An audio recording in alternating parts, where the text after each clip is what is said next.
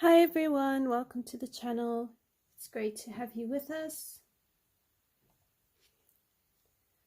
I decided that I wanted to color in a sloth because quite a few people voted for birds or animals on my one poll, and I thought I haven't done sloths. They're quite fun. There's a couple of pages I've got ready that we could choose from, so I'm just going to wait for a few more people to join, and then we're going to have a look and decide which page we're going to color.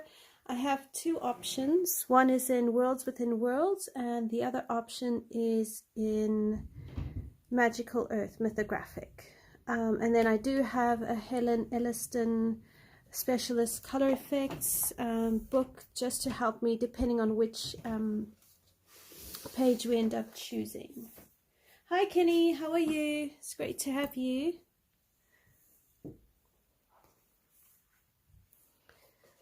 Alright, so let's have a look. I have the sloth as an option. It's quite cool. It's got the thatch housing going on here, nice tree trunk, slightly smaller sloth. Then in Magical Earth, we have this one, so you have a little bit more going on. Sloth's probably a similar size, and then you've got the little bells, which I thought we could do a coppery type look, which is where the color special effects book would come into. So let me know what you think. One, Magical Earth sloth or Worlds Within Worlds sloth. Either which way, I'm thinking we're going to base it with Inktense pencils and then go over that with Polychromos. I'm glad you're well, Kenny.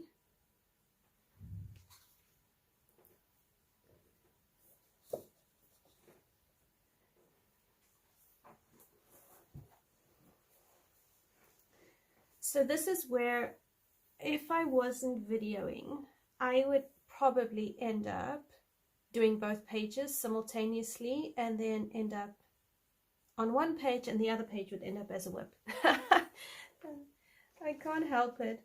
Sometimes you just get in the mood to color specific things and then you can't not color them in. One is a lot less work. Yeah.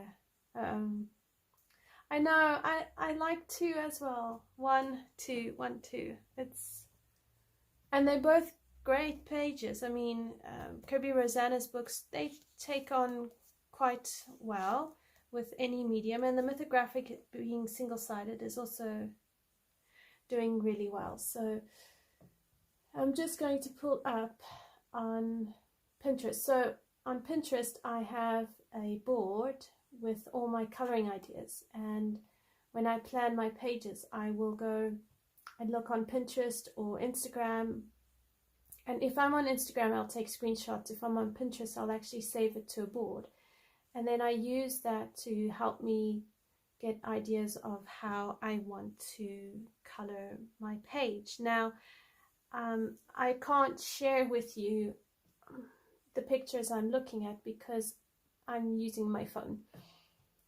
But the one page I found, the fur is almost like French gray with a bit of brown and beiges in it, and I managed to find a picture that has the same sort of orientation of the sloth, so at least that way I could kind of follow a bit more of the fur texture.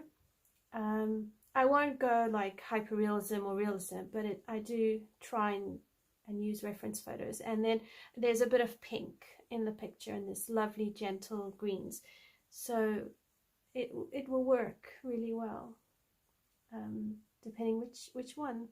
Now if we go with one, maybe we can make the houses, the roofs of the houses, either green or maybe yeah, we could do like pinky green in here, and then if we come onto this page we could do like pink tassels. So hi Shani, how are you feeling? Thanks for joining. I'm trying to decide on a coloring page. Kerby Rosanes or Magical Earth.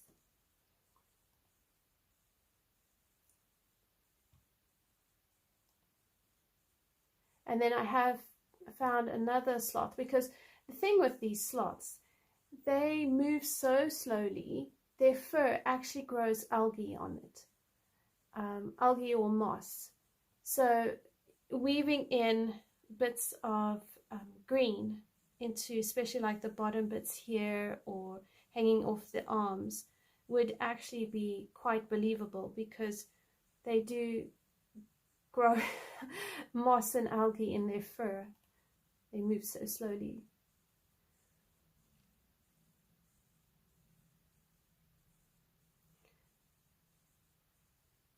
I'm so torn. Okay, I will probably end up doing the Magical Earth one. I don't know.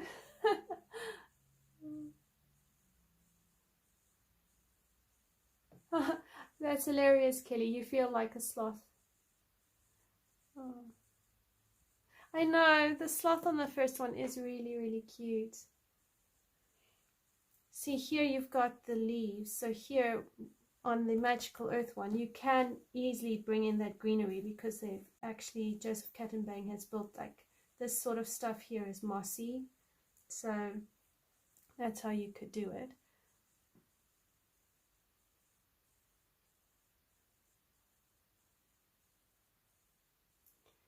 Okay, I think let's have a look first at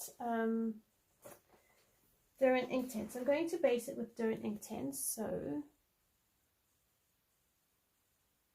no worries, Shani. Hi, Pickles. Okay, so if I have a look here, we do need some natural brown. Okay, so I'm going to use Inktense as a base. I'm just trying to see what the undertones are.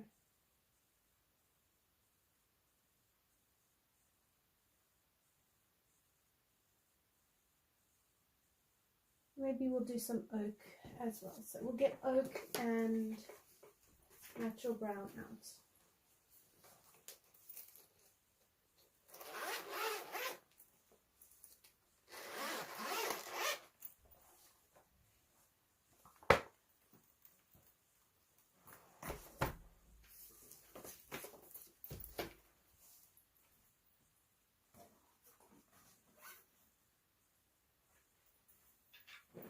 And then, of course, a trusty palette.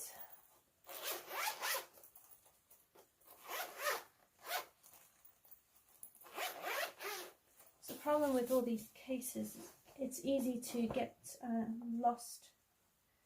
Okay, so we need some oak and we need some saddle brown. No, not saddle brown, natural brown.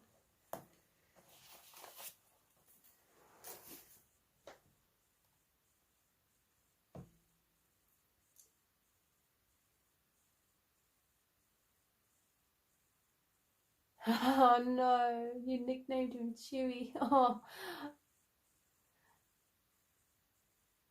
Hi Marcy, it's great to have you. Welcome. Alright, I'm going to do the one in Magical Earth, and if I still feel adventurous, we will do the one in Kerby another day. Oh.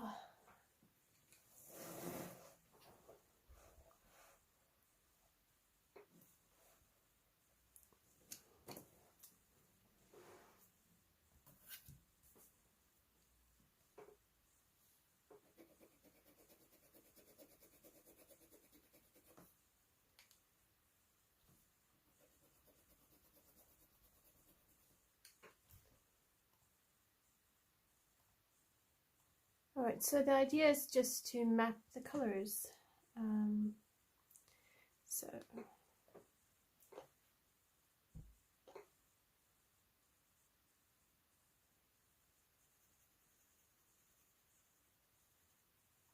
And we don't really need a very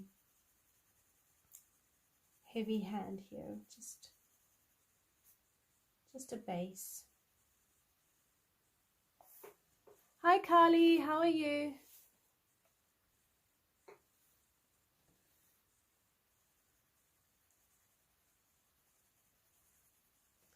Okay, and then down here it will be a lot darker because it's in shadow.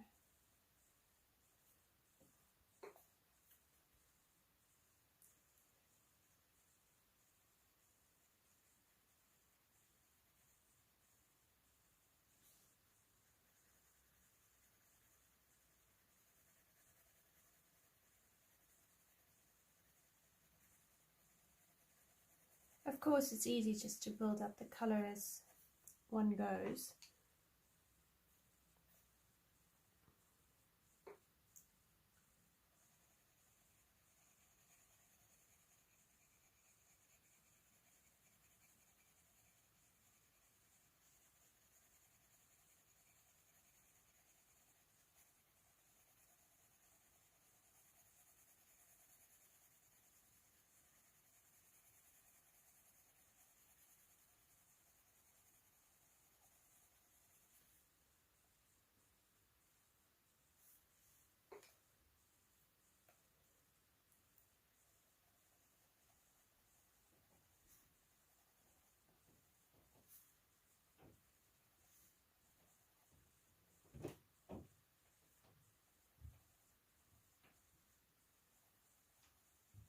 And then over here on the tufts, we can always bring in a bit of the green and show the moss kind of thing looking on.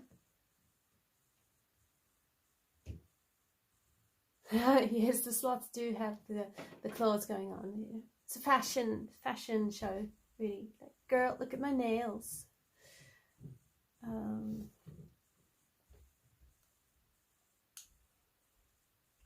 I need a beigey color, so his face is going to need something, so we'll probably use a tan. So just very lightly, but then his nose and his mouth are quite grey, so get the natural brown here.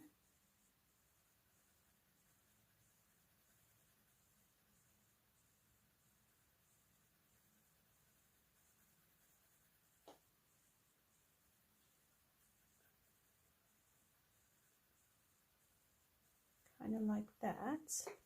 And then here in his eyes,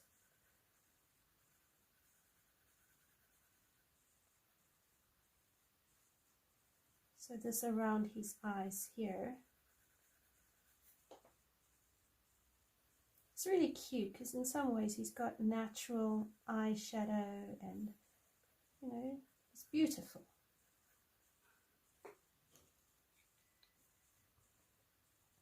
Okay, and then here we'll just do some tan.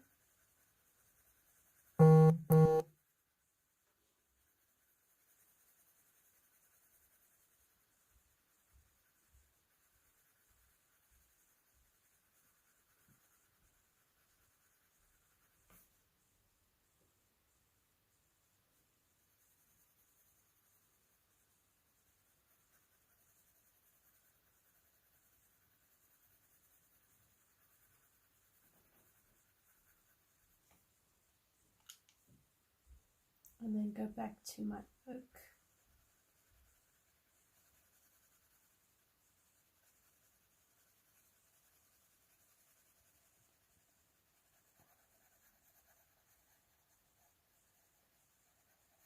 He might end up a bit more brown than grayish brown, because I really plugged my phone in. It is plugged in, and I've checked. Hubby even came and helped me. I had a panic there as well, like, oh my gosh, what's going on? But it's messages from the scout camp, and the scout this and the scout that. So because older boys are in scouts and the younger boys in cubs. So there's WhatsApp groups for just about every activity that they're doing, which I suppose in some ways is good, but sometimes it just never stops. You are right to check, Carly. I would be checking too.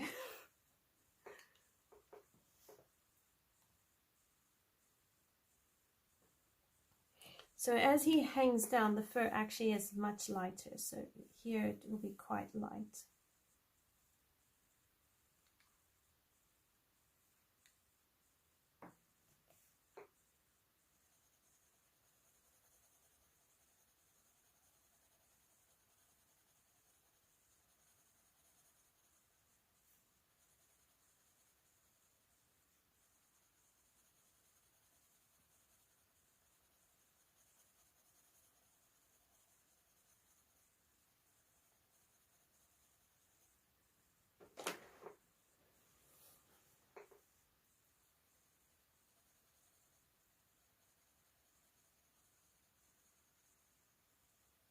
I can't believe tomorrow is August. I mean, where has the time gone?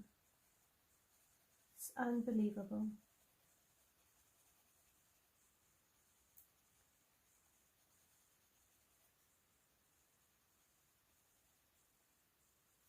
So I decided that I am going to finish my Christmas in July page off camera because there's not much left to do, and I was also really impatient to get started working on this page and just coloring animals again.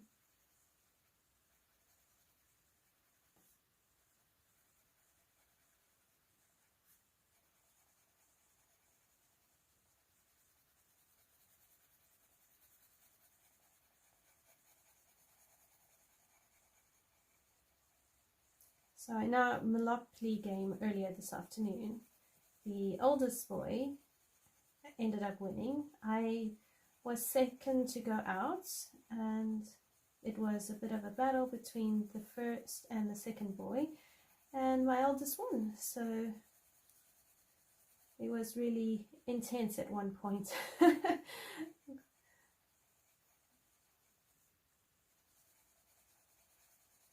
It's one of those rainy days, so playing games and board games really is helpful during the summer holidays.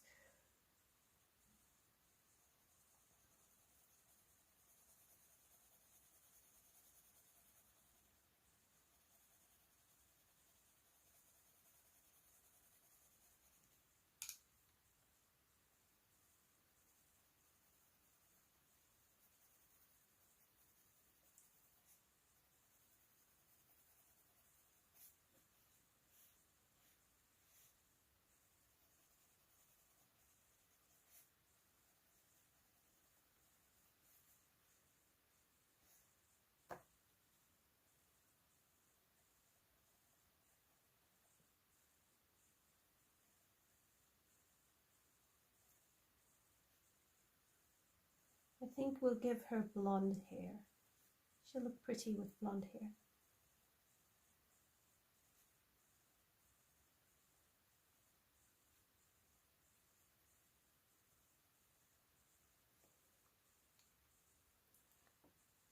Wow, 89 degrees Fahrenheit.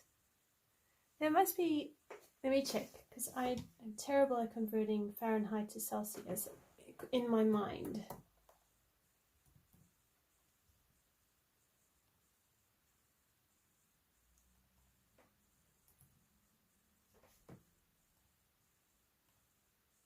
That is warm, Carly. That's very warm.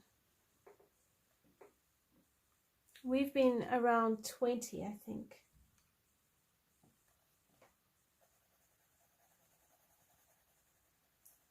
So it's still quite cool.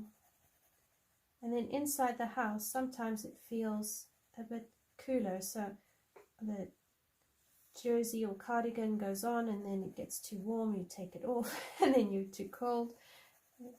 It's just hilarious, really.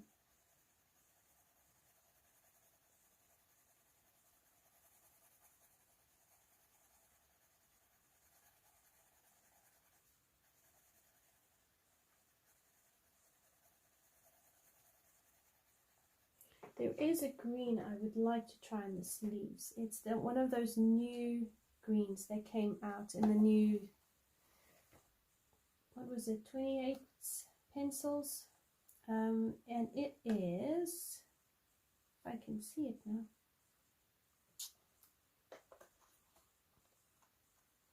it is the olivine.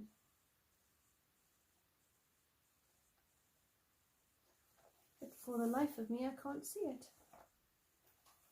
Oh, there it is. So if we use the olivine here on these leaves,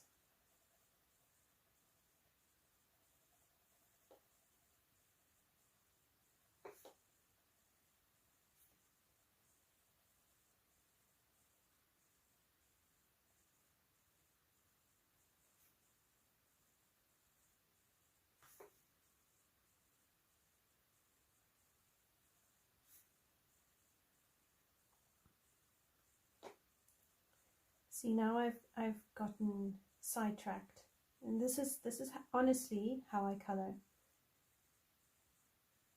And eventually my brain will then settle and I'll end up coloring one thing at a time.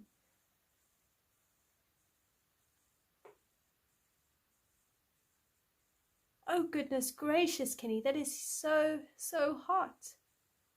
Wow.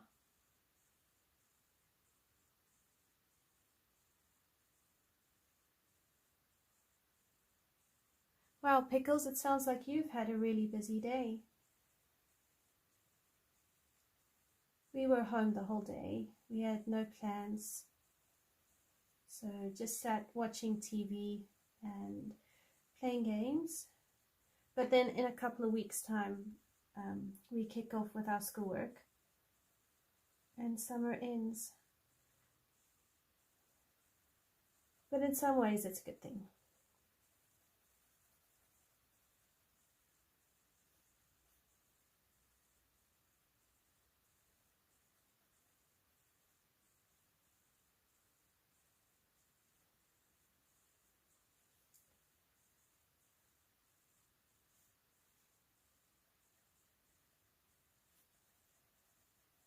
I like all these greenery added to the sloth. It's actually quite sweet.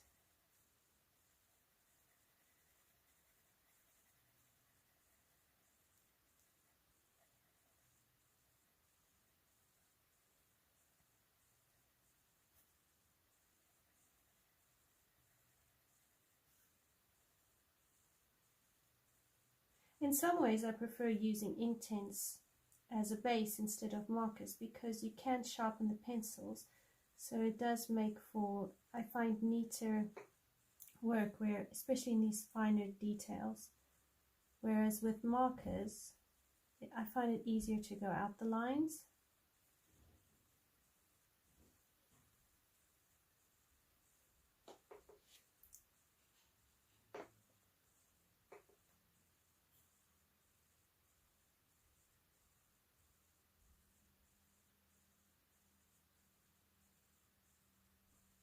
Oh wow, Pickles, that is crazy.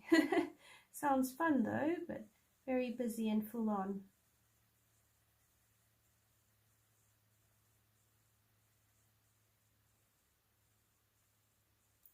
Minis definitely are a real busyness, aren't they? Just zoom you in so you don't get to see my head, because that ain't what we come to watch.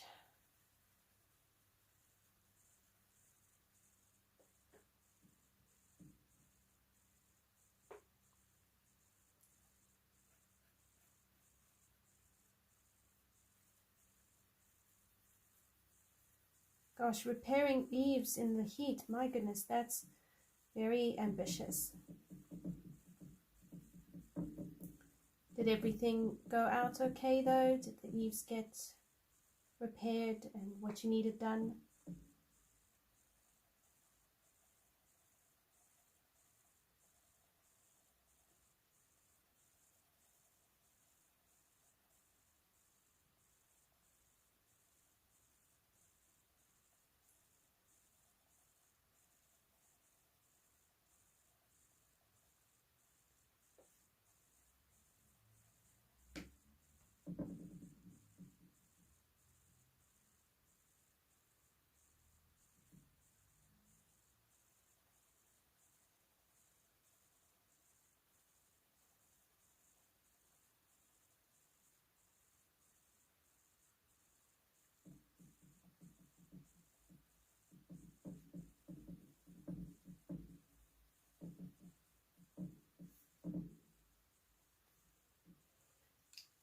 So let's go back to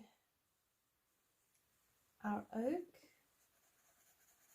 and carry on colouring our sloth, because I can finish all those leaves later.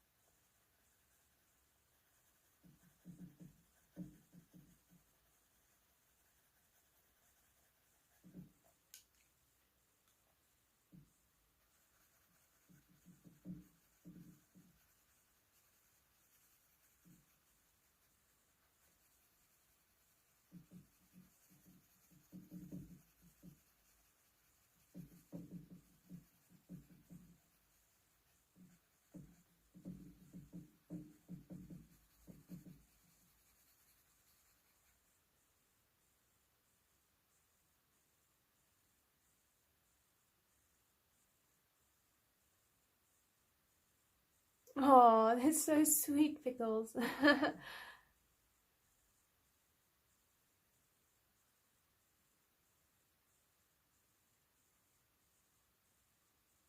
Oh wow, Kenny, it sounds like Joe really does like the heat. Maybe that's a good thing.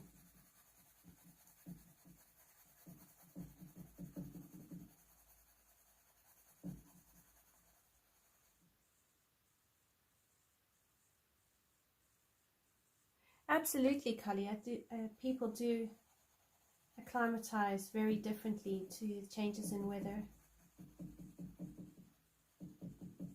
It's actually fascinating when you experience climatizing.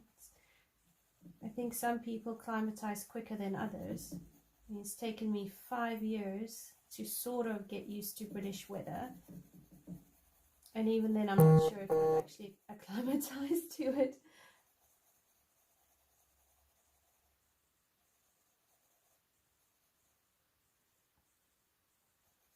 But then some people really enjoy either the heat or the cold. So for them, it's not much of an issue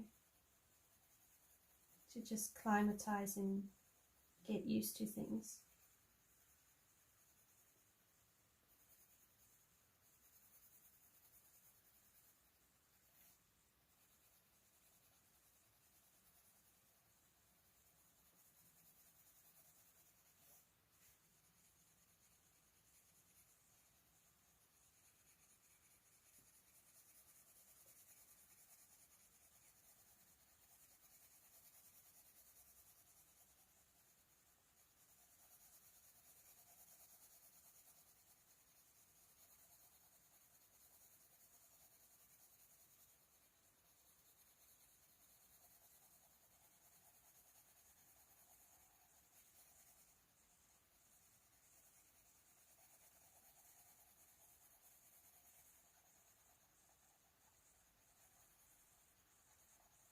So do you guys chop and change pencils and media in your coloring pages, or do you tend to stick to one pencil brand for each page that you're coloring?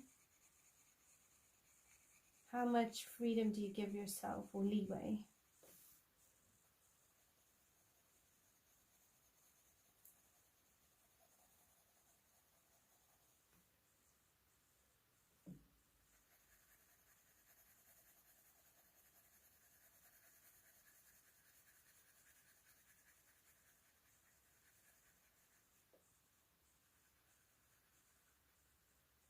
The sloth looks very feminine.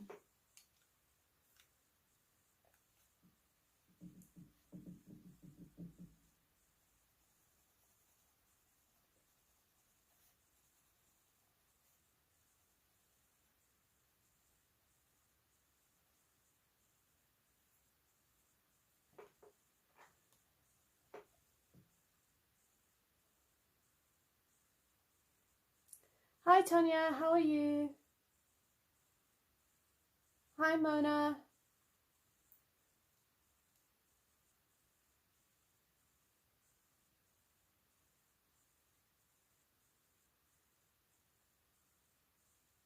Oh, that's cool, Mona. So you do stick to one pencil brand.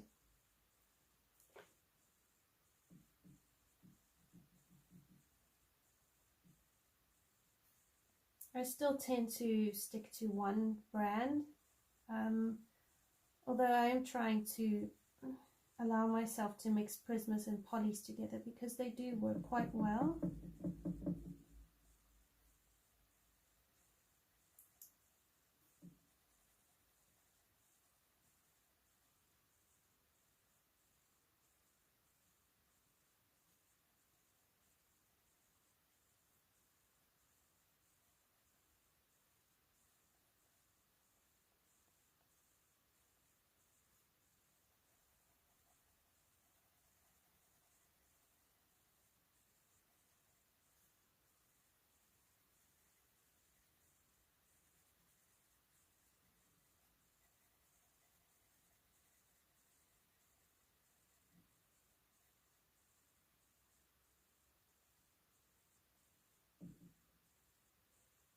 Okay, so let's leave that there. Oh, that's cool. So quite a few of you enjoy mixing and matching.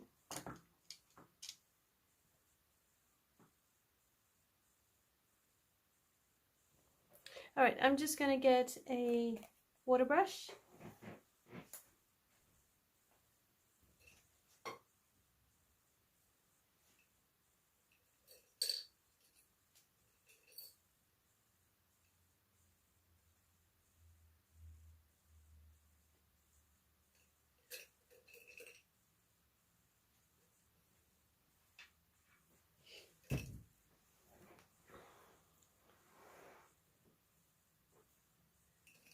And then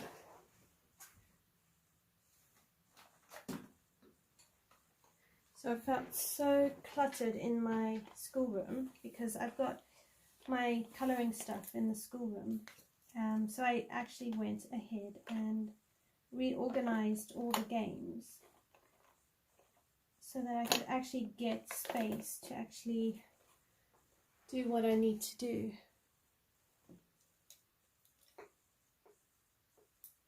Because otherwise it just ends up feeling so cluttered.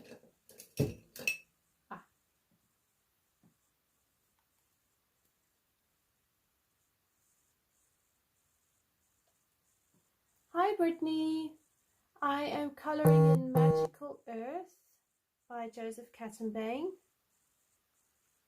and I am basing my picture with Inktense pencils, and then I am most likely going to colour with Polychromos. We'll see. I like the idea of Polychromos for fur, but Prismacolors actually have more the colors I would need to for this fur. So we'll see what we can do with polys. Okay, so I'm just getting my water brush working.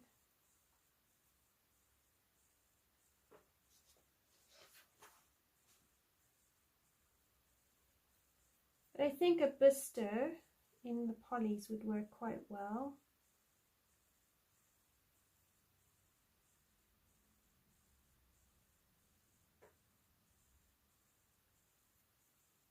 Nope, my water brush isn't working.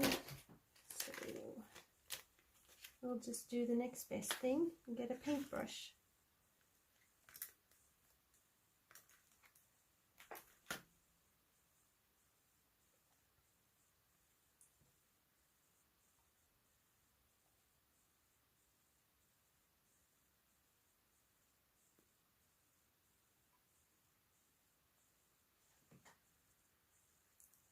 There we go.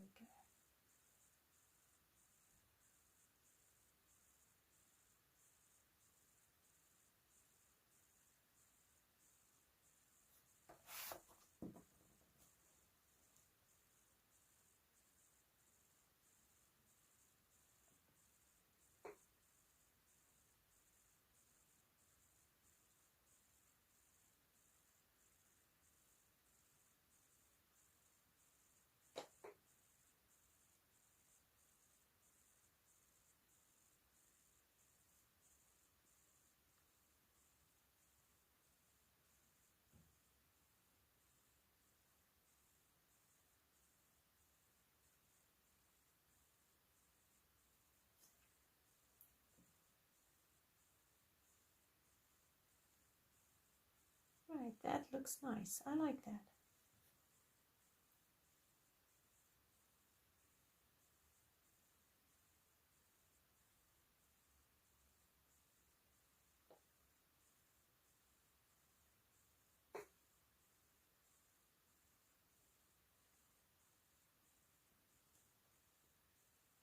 Oh, that's nice, Brittany, that you got a set of Derwent pencils.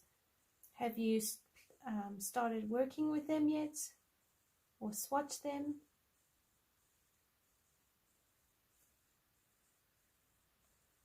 Derwent is a good brand. They bring out quite a lot of good pencils.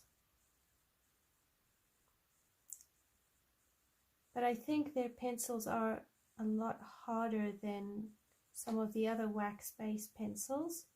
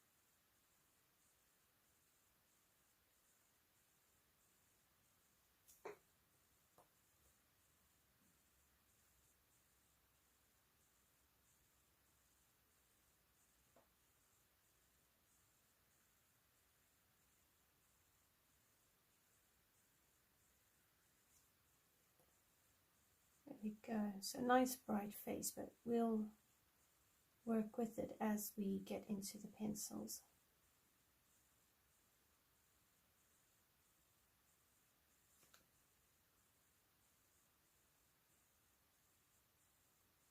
Oh, well done, Brittany.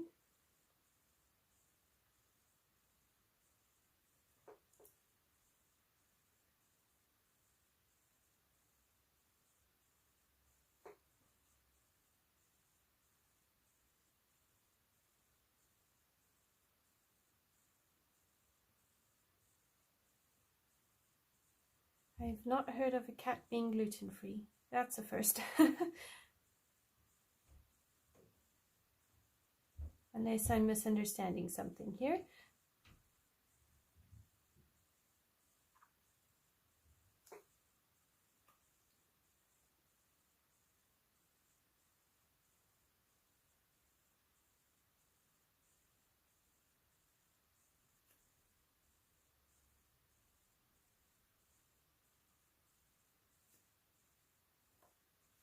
So I've been trying to work out whether color along videos are popular or whether they are more a thing of the past.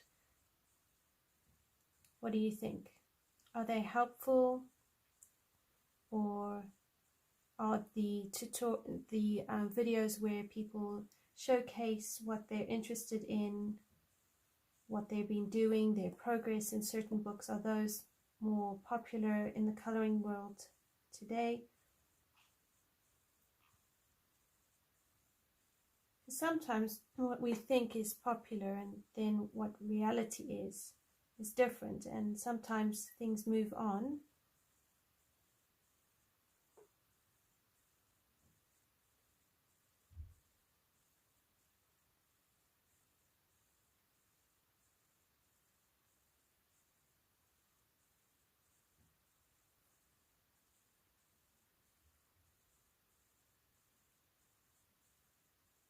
People are nosy and love to see all the things. Okay, fair enough.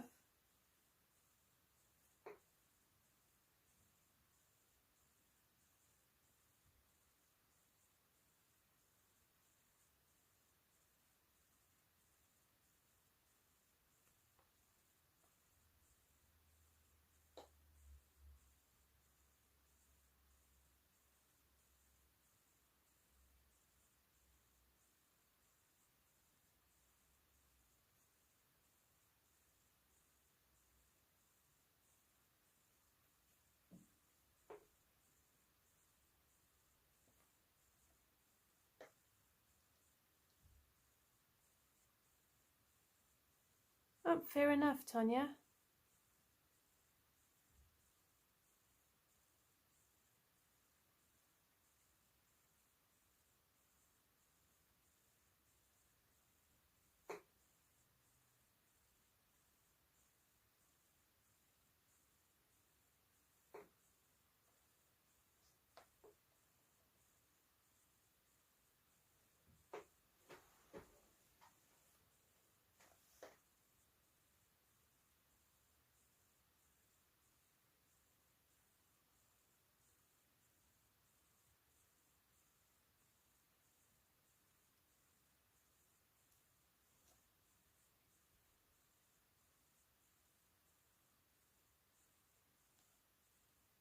Oh, that's cool, Kelly. So you actually do enjoy the color alongs, and then you just change the bits that don't work for you.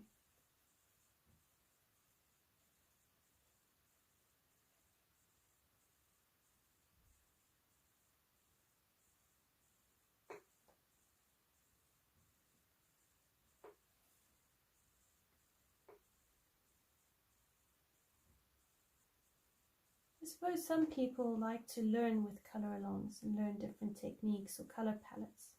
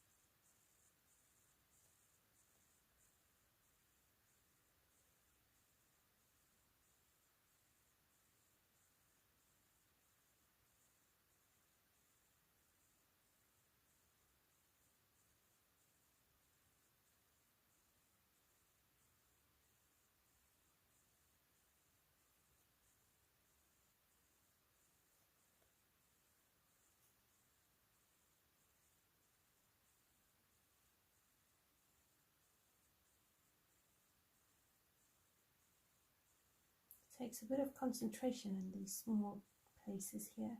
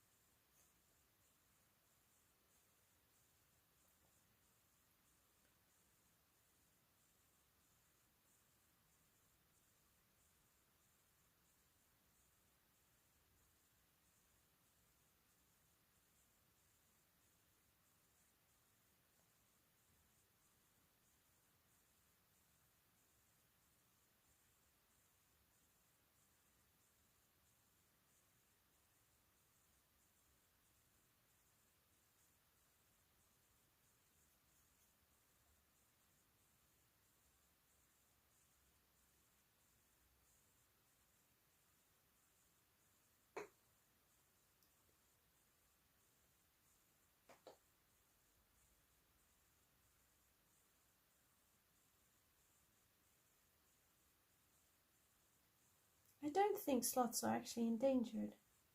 I'm just thinking. I know that there are a small population, or smallish, and they're more in the rainforest. I think the South American rainforests.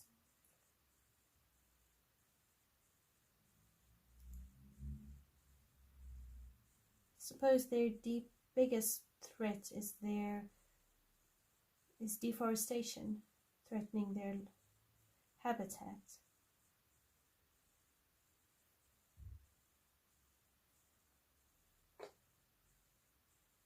And as far as I know, they're very gentle species.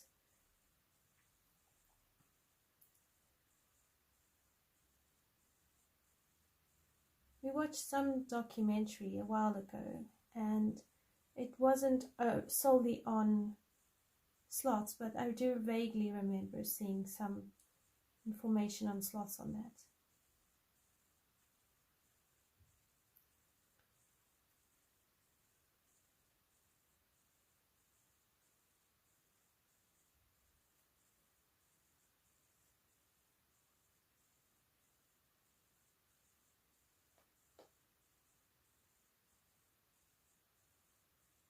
Okay, so most of him is activated. Then what we'll do is we'll get the pencils. And we'll build him up.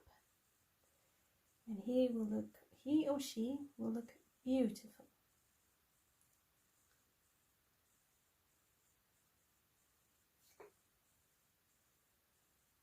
Oh, thank you, Kelly. Oh, wow, Shani. So it's for 6 species. Okay, that's really cool. Good to know.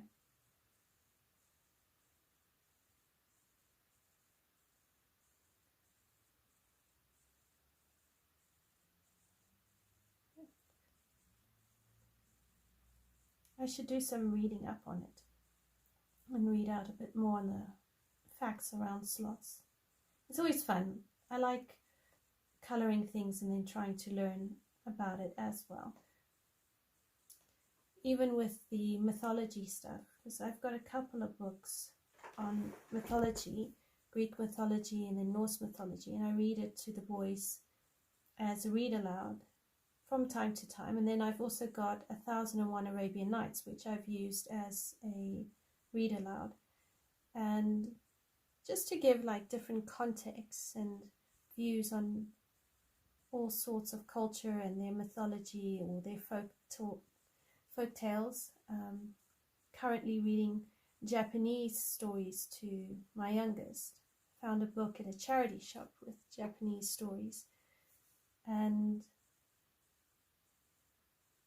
yeah, it's always fun when you can, I find, when I read something and then I can do a picture based on what I'm reading.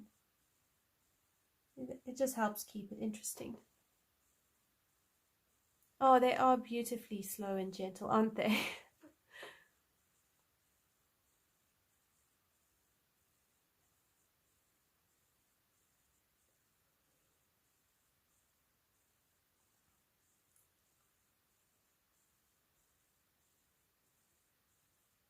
I don't think there's a lot of people know about sloths because, you know, they spend most of their time up in the treetops. They don't really come down much. I think it's, if I remember rightly, it was something like once a year or every few months at the quickest, they'll actually descend down, and it's at a big risk to them because of how slow they are. If predators see them, they can't escape their predators very quickly.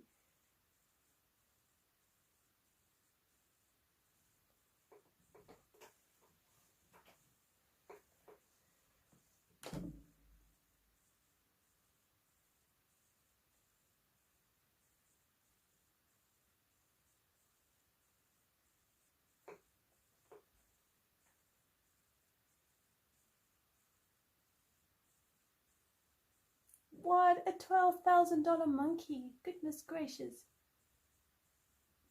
Oh no. Would you have a monkey for a pet? Regardless of whether it costs $12,000, would you have a monkey for a pet? I remember once I saw a lady enter one of the malls in South Africa, and she had, I think it was a capuchin monkey, either one or two, and she had a pram. She was pushing them around in a pram. it wasn't the sort of thing you see very often. Normally we don't see pets in the shopping mall. They tend to be at people's homes. It was very, very interesting. And the only time I had seen capuchin monkeys were, you know, generally in films or that sort of thing. And then I had seen, I think they were called vervet monkeys. We had one in Mozambique. And that monkey was really, really naughty. And I was still quite little. I mean, I was about 6, and my sister was about 4. And anyway, this monkey kept biting my dad's employees because he was project manager of the place where we stayed in Mozambique. And we were missionaries there. And there was also a baboon, and this was, you know, 91, 92, sort of around that time frame. And anyway, this monkey bit one of my dad's employees or workers. Anyway, my dad was like, we need to get rid of this monkey. So the guy who got bit said to him, okay, well, cool, I'll happily take him. So my dad was like, yeah, okay, you can have the monkey. So he took the monkey home, and I think it was a Friday. When he came back to work after the weekend, my dad went over to him and said, hey, how's it going? How's the monkey? How's he doing? The guy was like, oh yeah, no, the monkey was absolutely delicious. My dad said to him, what do you mean the monkey was delicious? He's like, no, the monkey bit me, so I bit him back. So the guy went and actually turned the monkey into monkey stew. But bear in mind, these are rural Mozambicans in the 90s during the Civil War. So, you know, it's not a bad thing that he needed to eat, so he did. If you understand the rural Mozambicans' way of life and how rural it is and the level of poverty you can see, then it puts those sort of behaviors into context. But yeah, and the baboon, I don't remember what happened to the baboon, but eventually we ended up having no monkeys. And then much later on, I think we were in a different part of South Africa, and there were vervet monkeys again, and those little things just really pester a person.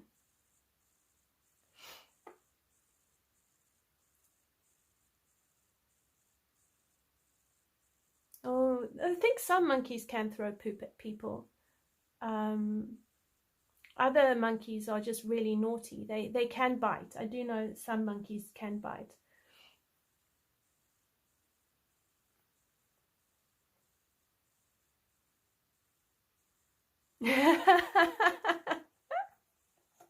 Oh, it's a true story, I promise. It sounds crazy. I have a lot of crazy stories I can tell you. Things that we saw and experienced when other people are just, you know, in minding their own business, doing what they do in their world. And I'm surrounded with my parents, amongst people who don't have an issue eating monkeys because the monkeys bit them.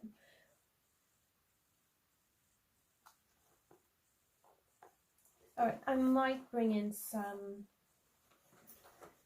Prismacolors. We'll see how we go. I'm going to try and just use a Bister, a Van Dyke Brown, and a Nougat, and we'll see how we go.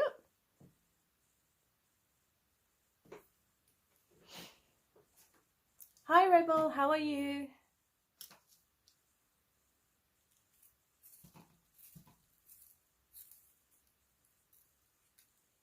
Right, sharp pencils for fur. Always sharp pencils. Alright,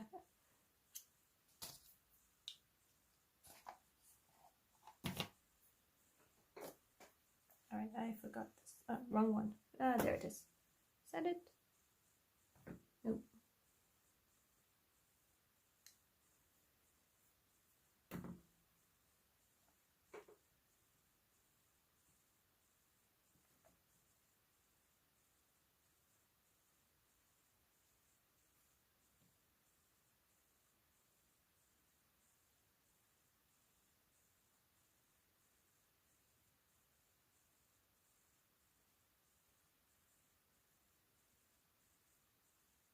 At least by doing it this way, he looks right and doesn't look like he's got some sort of mustache.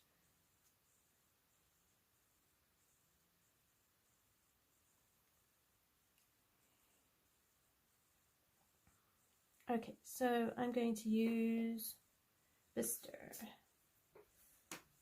And I'm seeing all the places that I've missed. Oh my goodness.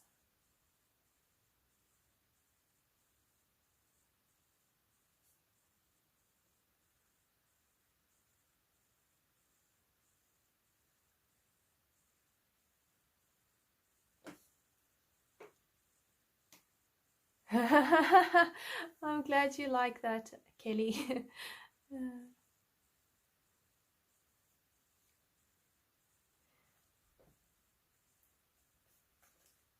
It is a beautiful place, Africa.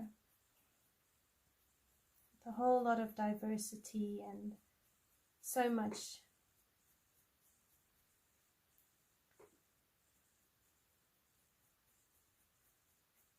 And I must say, out of all the places I've been to, which actually really isn't a lot, I still find African people are just so beautiful and so friendly.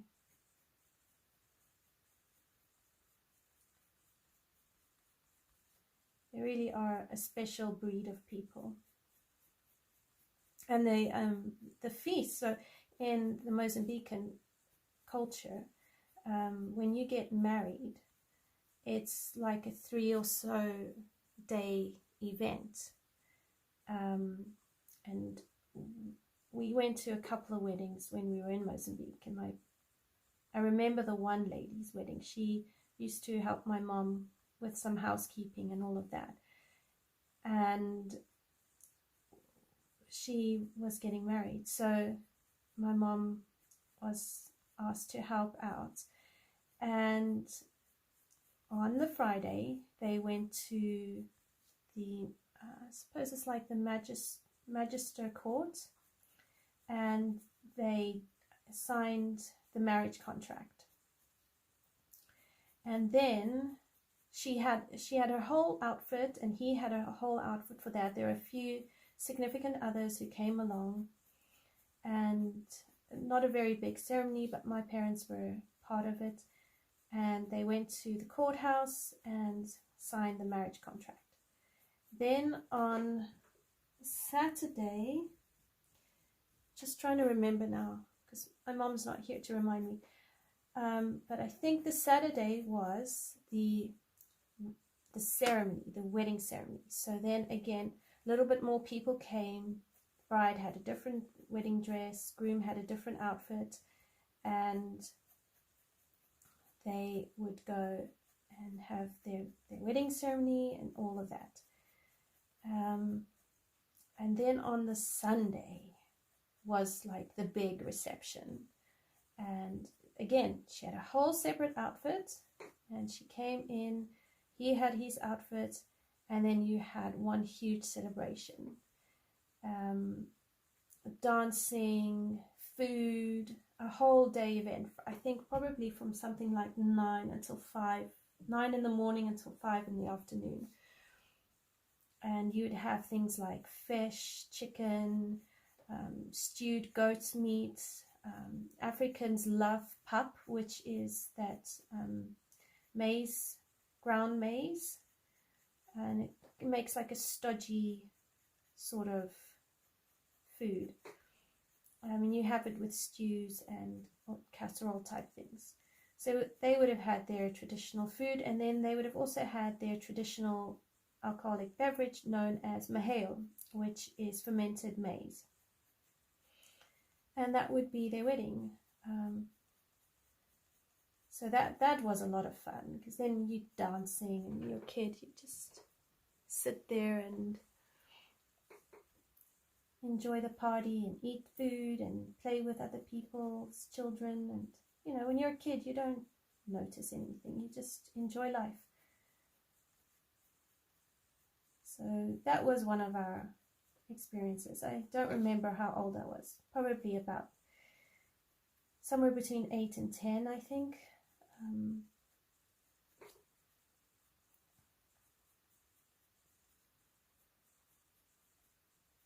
And then I think the traditional Africans kind of across Africa have their version of lobola, where the guy meets with the girl's family and then works out how many cows or what amounts. It's kind of like a dowry, really. And then once that's been settled and paid for, then only then can they get married.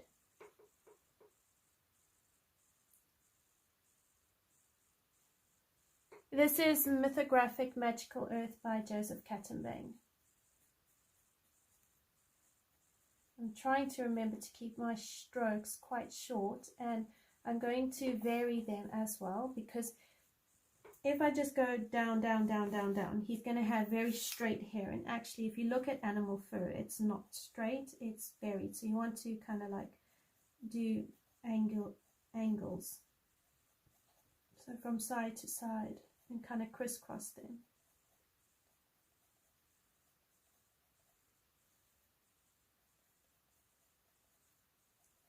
But you really only start to see the crisscrosses later on.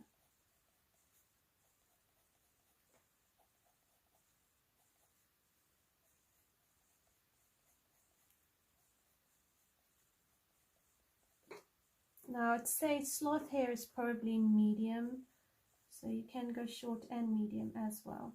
You don't want to go too short, otherwise he'll look like he's been to the groomer and had his hair groomed and shaved and cut.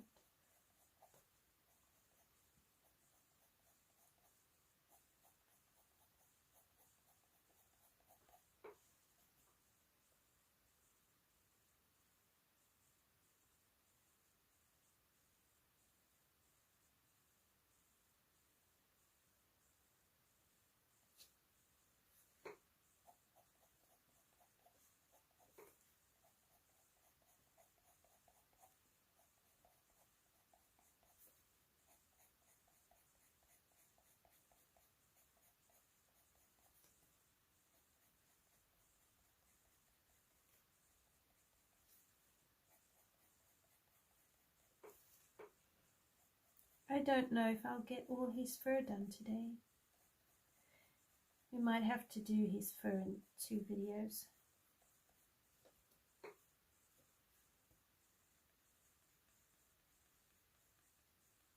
Oops, sorry, my head's in the way again. So sorry.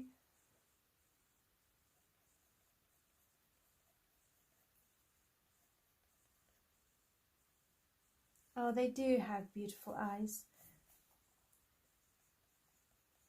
Very gentle.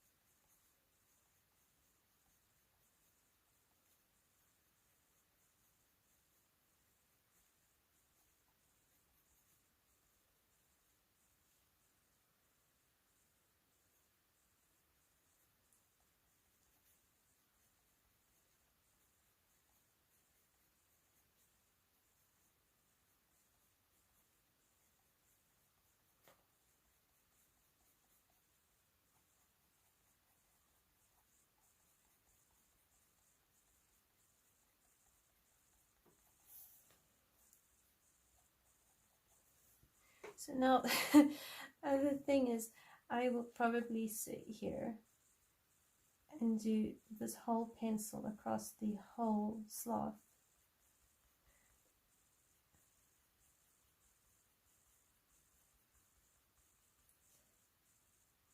So what I might do is actually do 1 or 2 arms, and then I'll move on to some leaves, so it's not too boring for you to watch, because this amount of fur really will take a long time.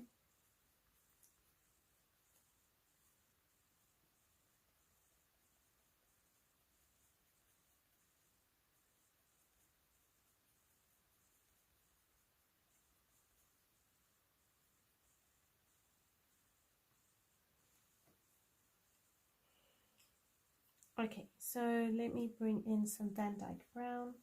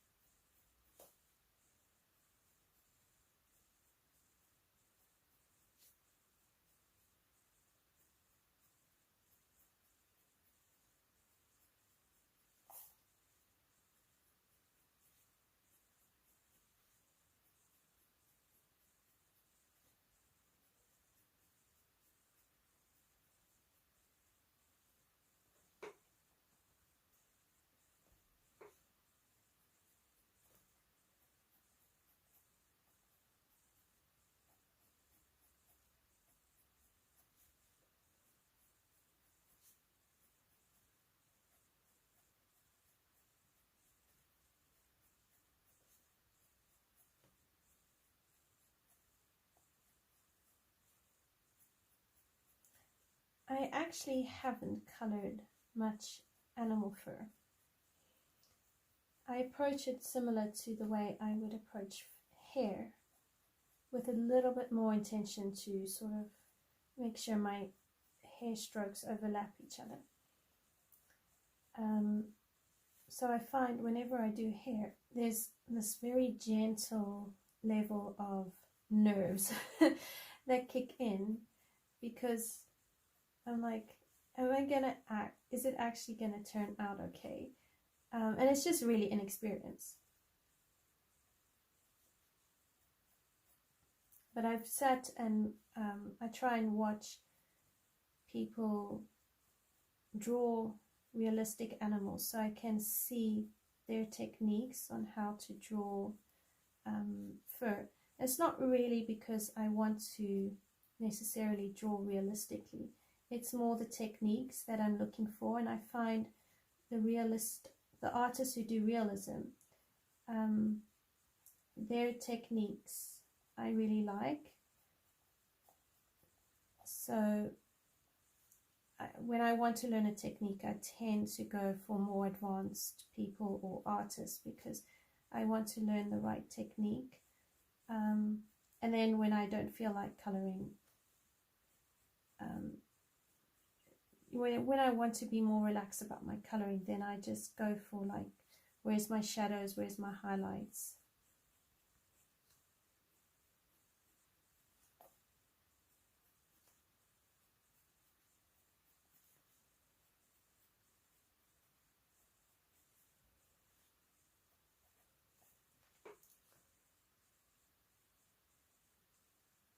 Hi Heather, I'm working in Mythographic Magical Earth by Joseph Catimbang.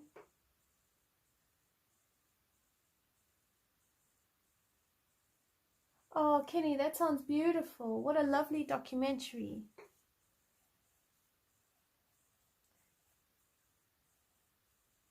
I love the intelligence of animals. I think animals are a lot more intuitive and intelligent than people in general give them credit for. And like, if you watch animals, they just really are remarkable, and they are so forgiving. I mean, I just think of dogs and just the nature of dogs. They're just such forgiving animals.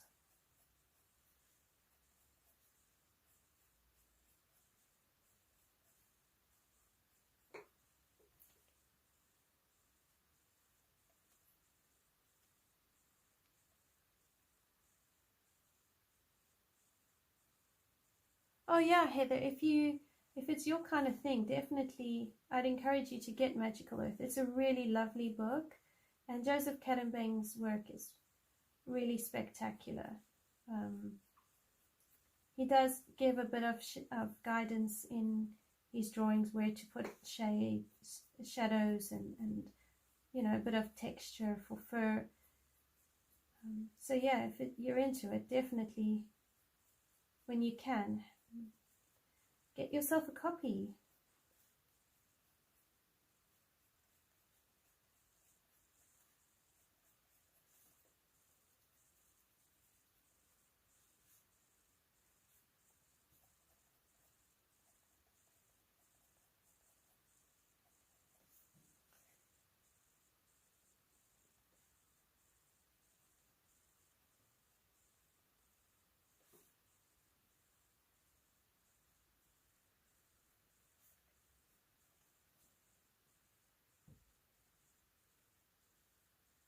Oh, thank you, Kenny. That's very kind of you.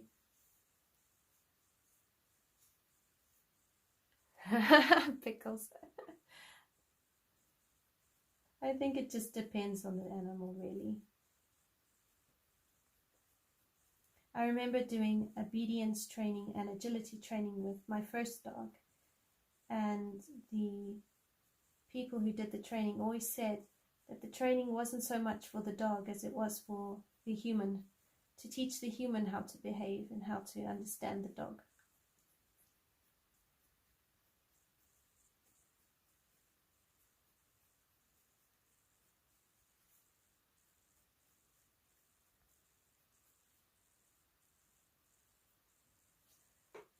Hi Leslie, how are you? Heather, I based the fur with Inktense pencils. So the Inktense pencils I used were oak for highlights, natural brown for the shadows, and then for the face I used tan, but I will build up the face a bit better with colored pencils. And then for the leaves I used olivine Inktense.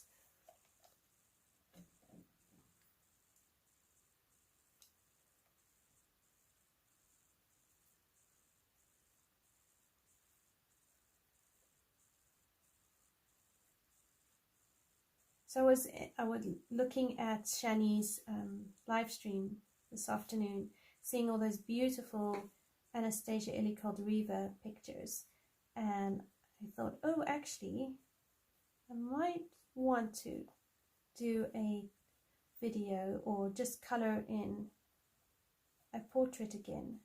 So they are such fun to color. Maybe if I do a live stream portrait, I'll actually finish one.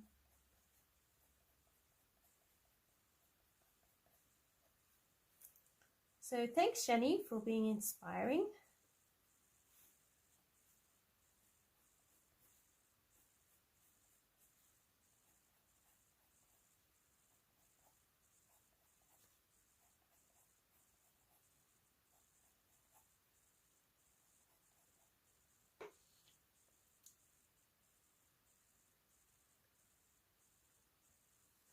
Oh, that's good to know, Rebel, that you enjoy watching people color portraits. I haven't colored a big portrait in a while, so it would actually be good fun to color.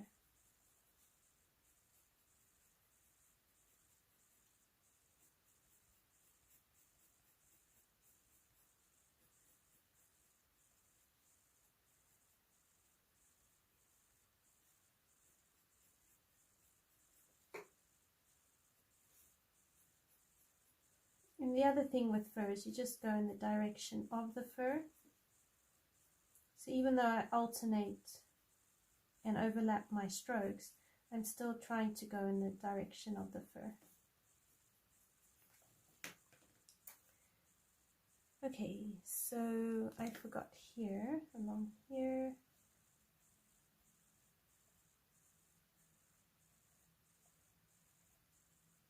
This piece here on his head is a little bit less, it doesn't lend itself to really doing like fur strokes along here. Slightly different. So here I'd probably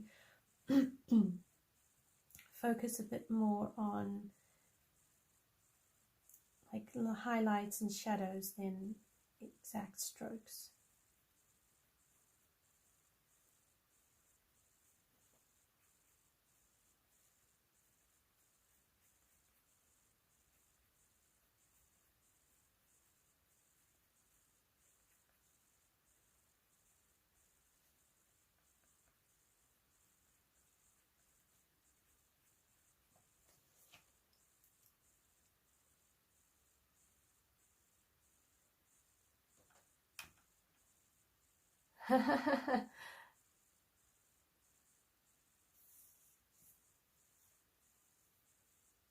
Oh, skin is lovely. I love coloring skin.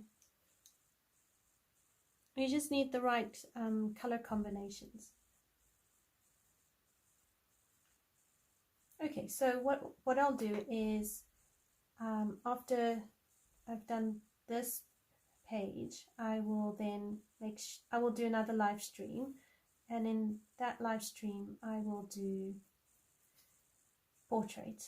You can do a nice big portrait, so an Amarantine or a Mysteria, because I've got Amarantine and Mysteria, and then the only other portraits by Anastasia Eli Caldereva that I do have is in the Colouring Heaven Mermaids. But we can pick one, and then I'll do that in another live stream.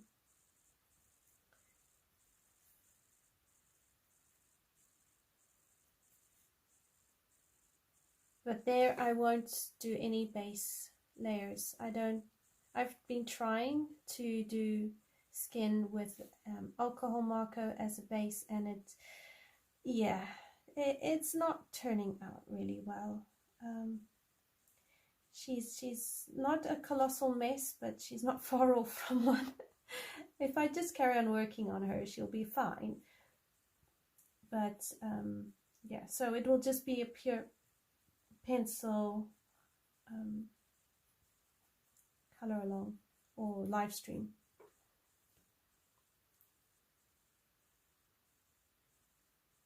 I didn't realize that there was an Anastasia hashtag going on until I saw your live stream, Shani. So it was really informative.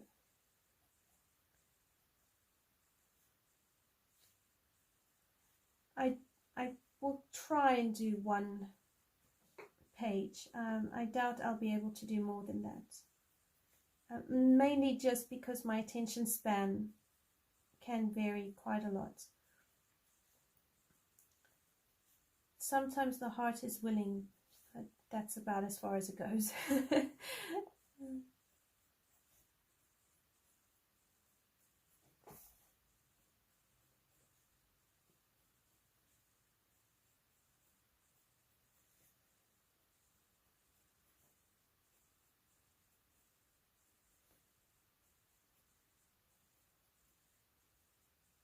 I decided not to get any of her new books because one, the cost of shipping, and two, I haven't actually done much in my Anastasia books, so I just felt like I needed to do a bit more coloring in what I have before I buy any more of her books. But if I was to have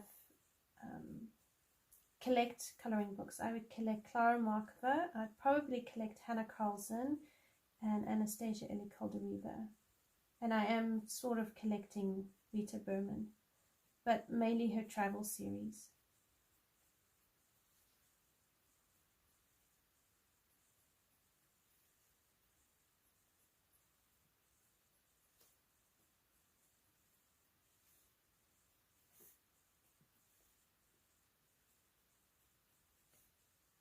Right, I need a bit more dark brown in here.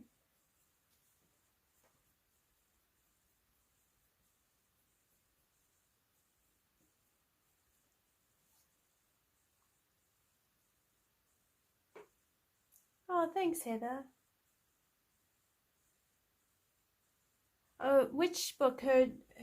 Does she have more than 2 dragon books? Because I have When Dragons Dream, but I have a feeling she's got another dragon book.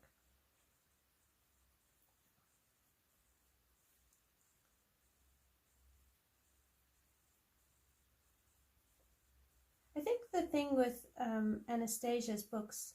It's just the size of it, really. I mean, they really very big pages. And I've found when I use like Inktense pencils, I can use Inktense on it, but the paper does go a bit weird. And then I don't really want to use water paint per se, because the paper goes even worse.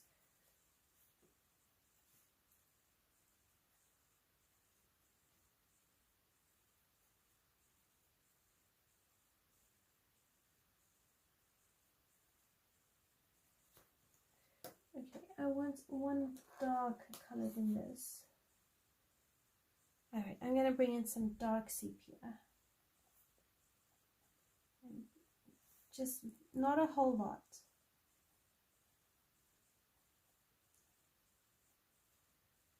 And it will just go and just define some of these shadowy areas. So make it pop a little bit more. And then we'll go back down. And I'll just do these two arms and then move on, because you'll sit here for 4 to 6 hours watching me do fur. And I don't want to waste your time.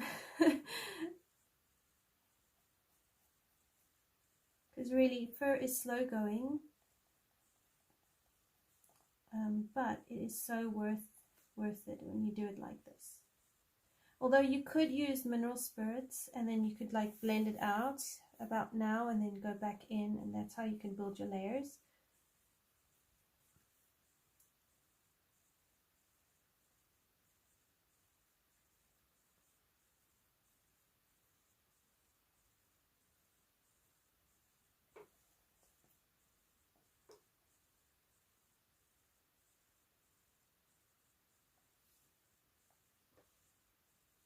Oh yeah, totally. The shipping is what really dreadful.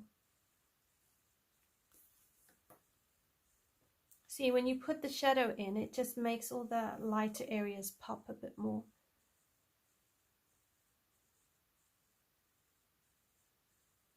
Yeah, I don't know if I would want to print Anastasia's books on PDF. I mean, it is a good option. It's just, I would need to know that her pages would be A4 and not a different size. If they were A4, I wouldn't mind doing that.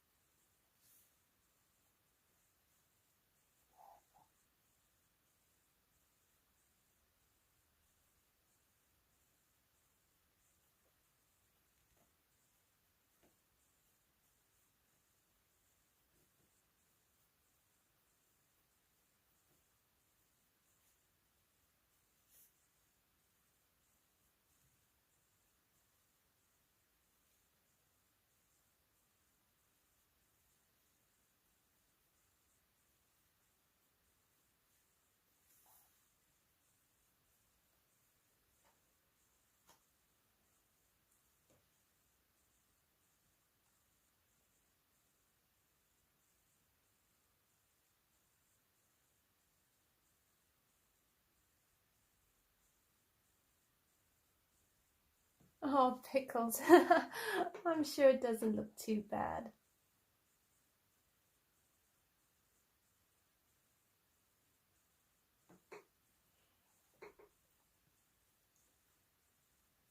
So when I bought my Anastasia books, I bought straight from her, and I bought 3 books at the same time, and I only ended up paying about £40 or so in shipping.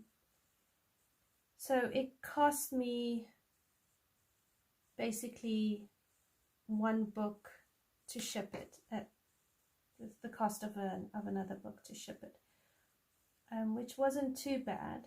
But that's also why I'm a bit, you know, careful to make sure when I buy from her, I'd rather almost stockpile than just buy one book.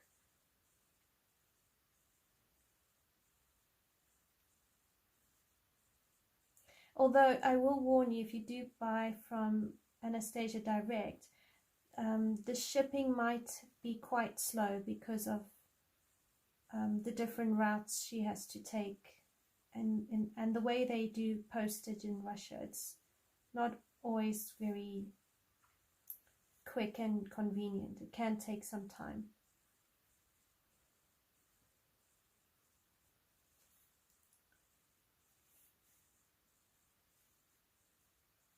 Okay, so he's coming along, but if you look here, it's still quite sparse, so we're gonna build him up a bit more. I quite like this here. Looks quite nice. Okay, I'm going back down with my Van Dyke Brown. Just I'll smoothen it all out.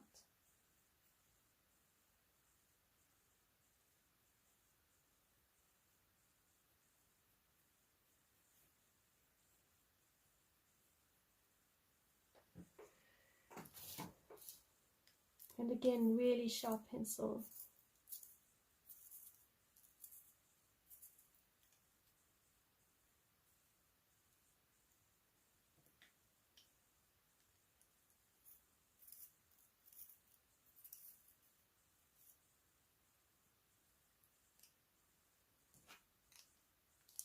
Sorry, I'm just sharpening my pencils.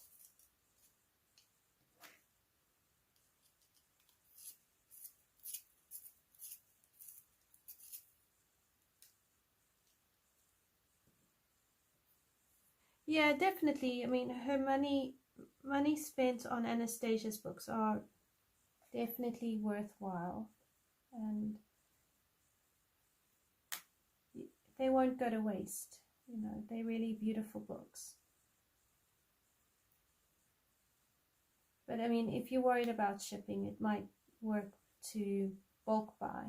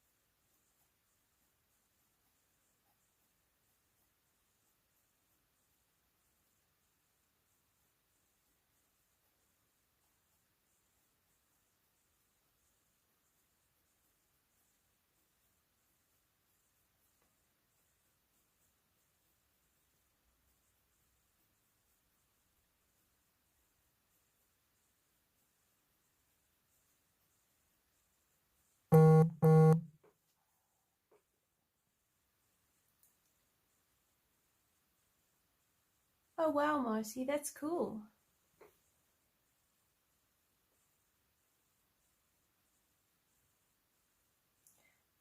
Kenny makes a great point about buying PDFs and then going and getting them printed on the correct paper size. I mean, I've not priced that, although I think if you could get them bound and printed, it'd be interesting to find out if you could save some money that way, and if it works out cheaper.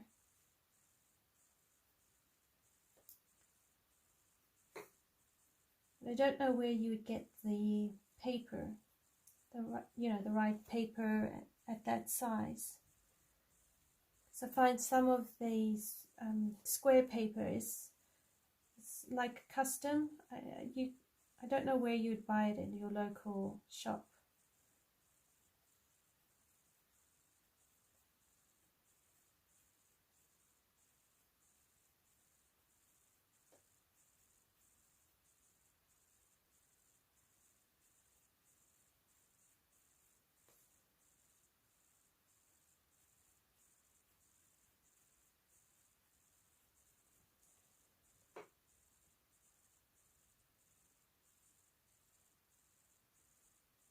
Oh, absolutely.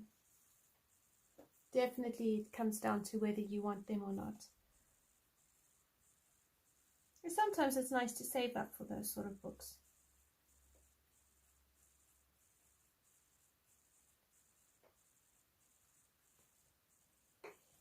Okay, so now I go back down to my bister.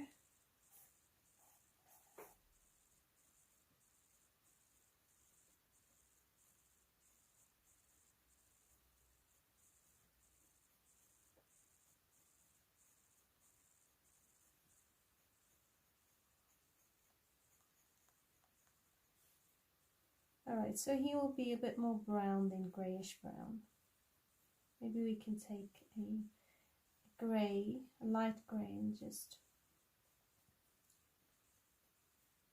kind of create a few highlights with that.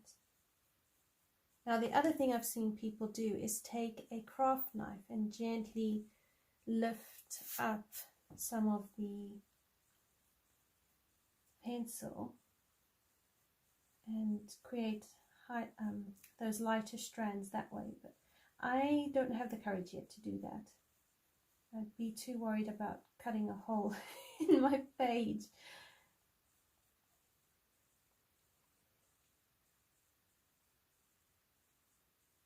Oh, absolutely, Marcy. Anastasia definitely does do amazing portraits.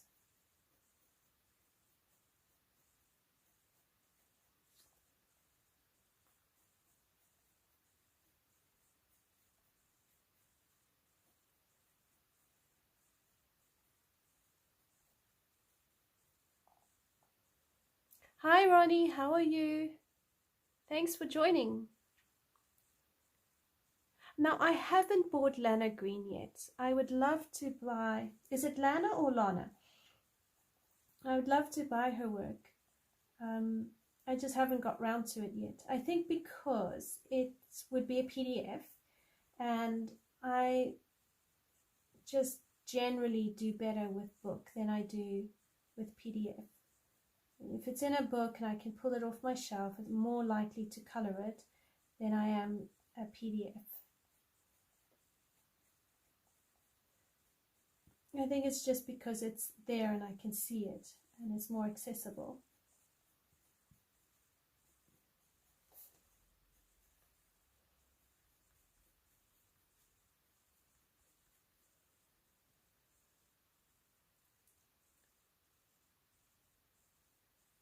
I saw she has a book out now. Is it a PDF or is it an actual book? And would I have to buy it off her Etsy store?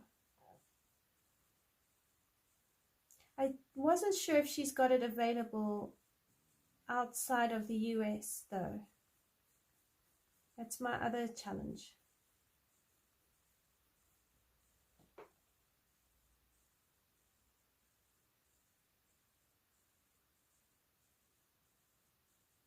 Oh, absolutely, Leslie. I mean, if you're not ready to pay the shipping, then, you know, don't feel under any pressure to do that.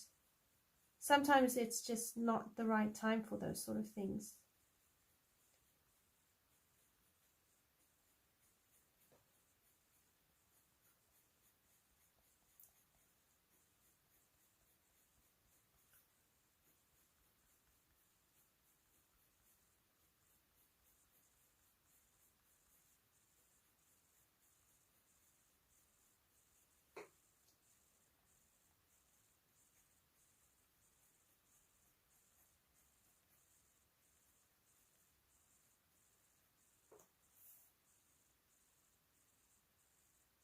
Okay, that's cool, Pickles. I wasn't sure if it was available in the UK. It's okay, I can wait.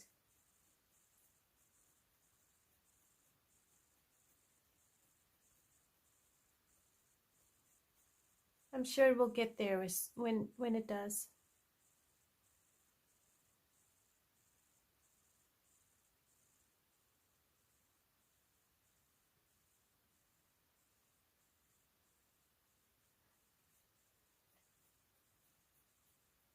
See, the only book Anastasia has brought out so far that I'm not convinced I will buy is, I think it's the elliptical one, just because it's more, well, my understanding can be corrected, but I was under the impression it was more, a bit more like cosmic spirits and zodiac signs and that sort of thing. So I'm not really into that kind of stuff,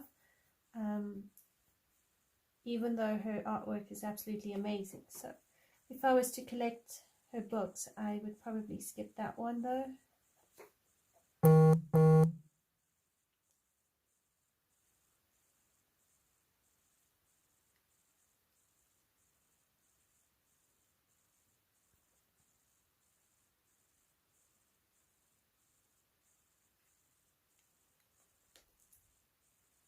Rebel, I can't see your picture, but if you just keep working at it, I'm sure it will turn out well.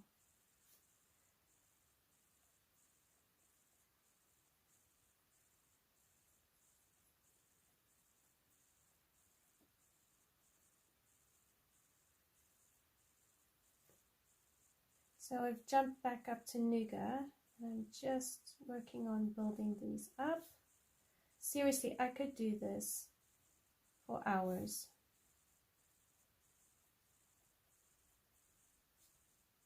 Because just when you think it's enough, it actually needs more. It always needs more color. So the first time I did hair, I was doing a Mariola Budik Christmas bear picture. And I was like, okay, I'm gonna do this. And I was using the Castle Art pencils. And my friend, I had a friend at the time who, she's an artist and also an art teacher. And I was really struggling, and I ended up giving this bear like an orange arm or whatnot. And she said to me, no, just keep working at it. I'm like, but I can't put any more on the paper. She said to me, no, you can, you're fine, just keep going. And eventually I came right. But I think on the mama bear, I've got about 3 different color combos of brown.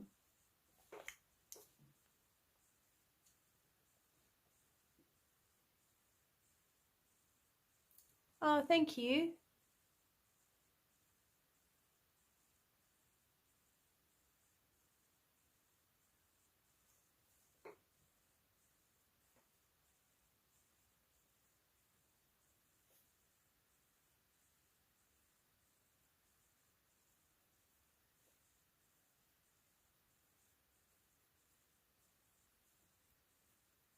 Now you've got this, Pickles. You can get it.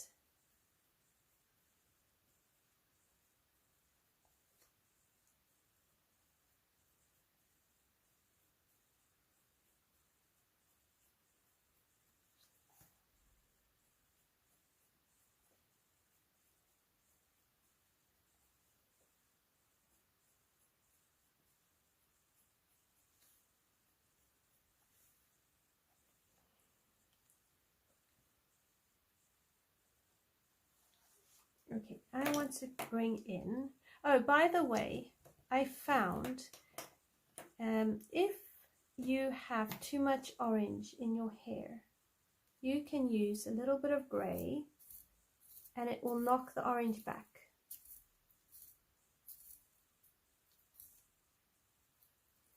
So I did that on in the Ink House by Rory Dobner. I did a mouse, and I gave him alcohol marker base. So this is warm grey 2, and in the marker base and using the poly pencils, I ended up with a rat that looked quite orange. So I asked for some help on some of the Facebook groups I'm on, and I got told to use a grey pencil. So I took a grey pencil and I very lightly colored over it, and it actually worked quite well. It did knock back some of that green. So that was a very pleasant surprise. I still think he's a bit too orange for what I wanted, but I did learn a cool trick.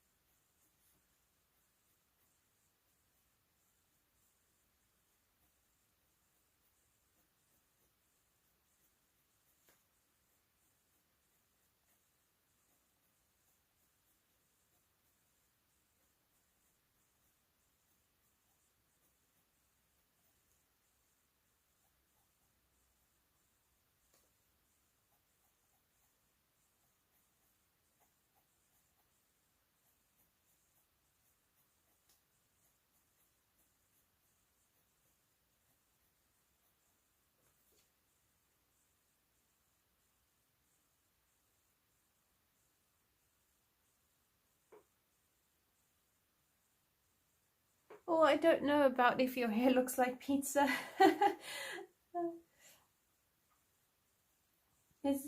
You might have to give us an example if you're up for it. I don't know if I've seen pizza hair. I have seen green hair. I've done green hair and puke green hair. Yeah. I don't like coloring green hair. But then again, to be honest, if I see somebody wearing green hair in real life, I have a similar reaction. It's not personal to the person. It's just my reaction to green.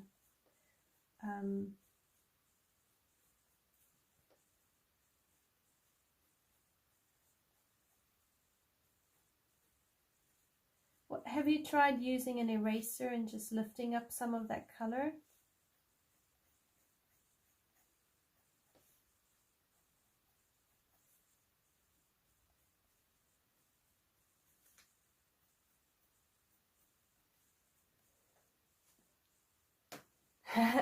Add more cheese.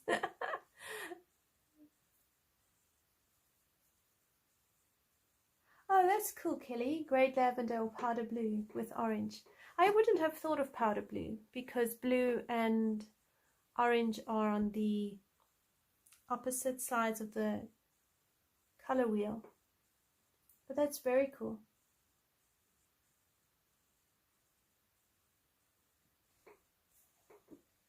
All right, and then back over it because we can.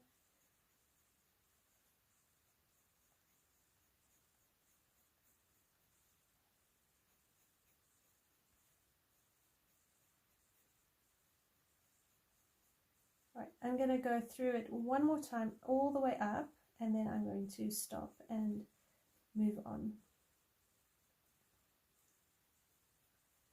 See, you've literally spent 2 hours watching me color fur.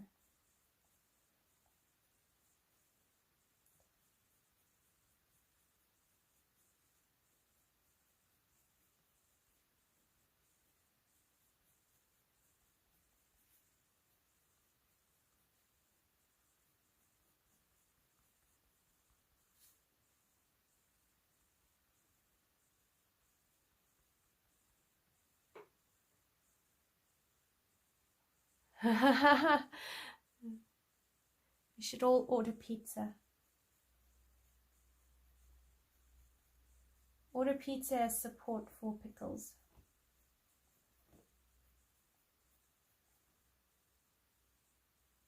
Oh, thank you, Kelly. I appreciate that.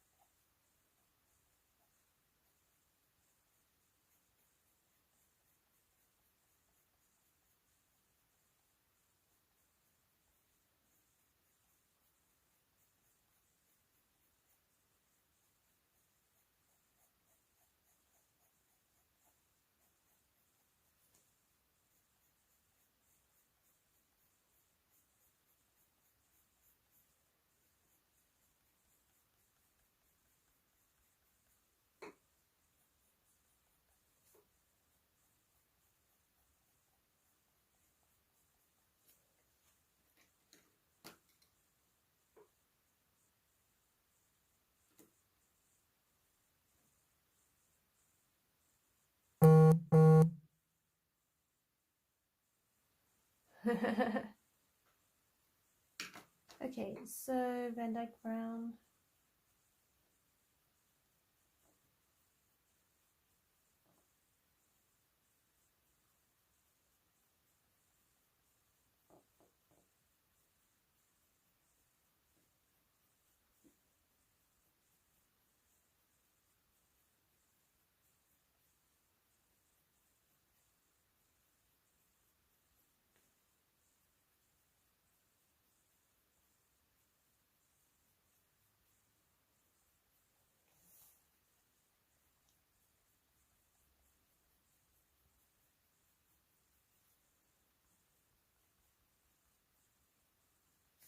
The nice thing with doing fur with polys, the pigment doesn't move around as much as with Prismas, so the way you put it is the way it stays, and I quite like that.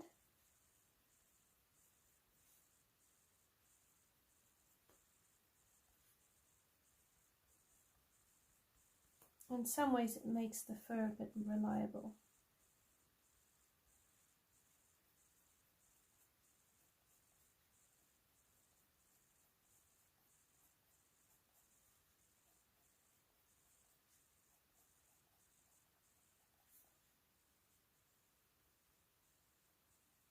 I think we need to give her like a light pink bathrobe or coat.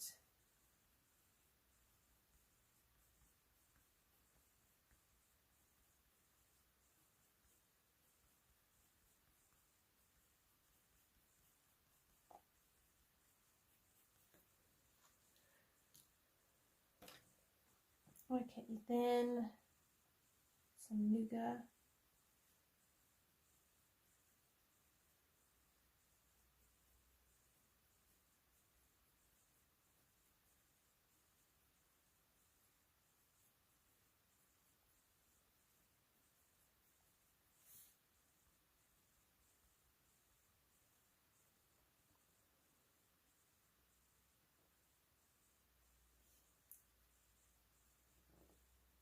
Oh, thank you.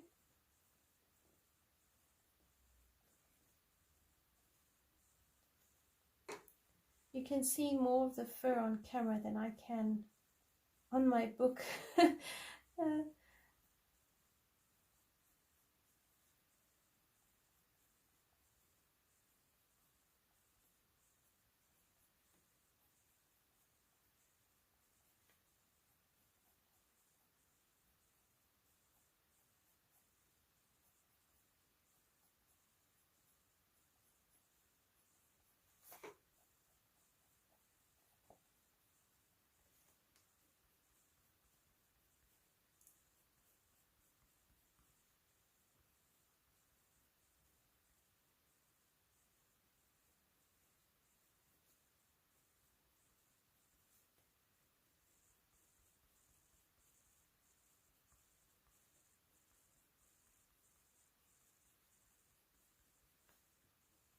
Okay, then a bit more sepia, but just in some places. And then we can do maybe her skin.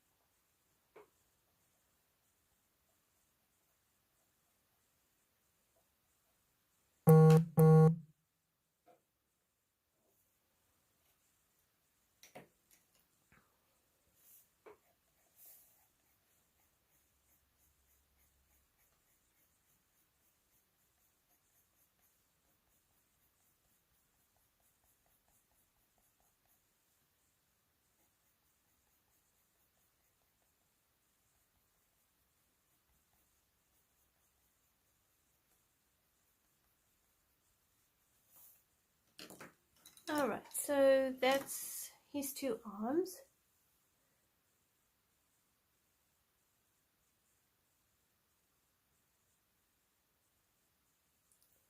Yeah, fur flicking does take a while, but it is really worth it. But yeah, like as you can see, I've done two arms in 2 hours, so the rest of his body is going to take maybe another 4 hours. So I won't put you through that. So we can move on to her skin. And I'm going to use a cream. So that this is ivory, not cream. I'll do ivory.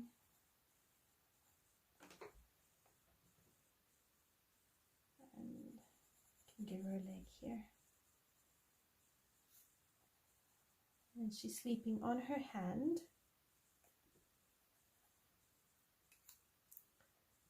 And then beige red.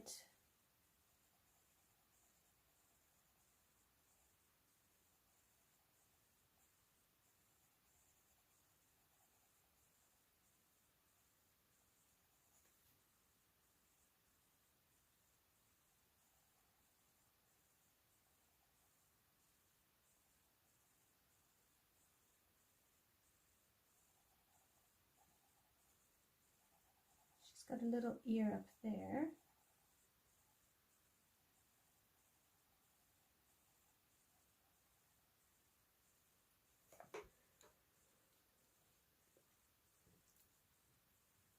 Thanks, Moda. I really appreciate you spending some time with us. Take care and have a good week. Enjoy dinner.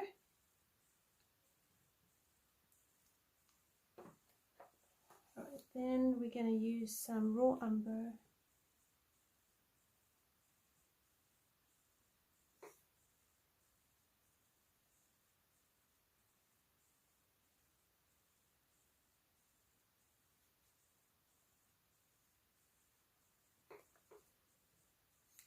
And some bistre.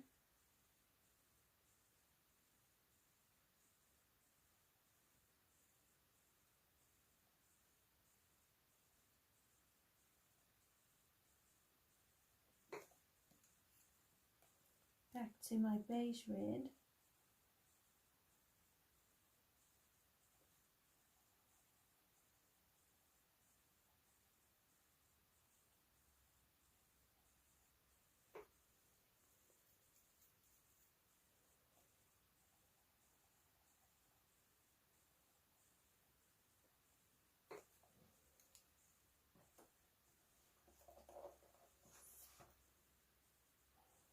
A little bit of Caput Morton.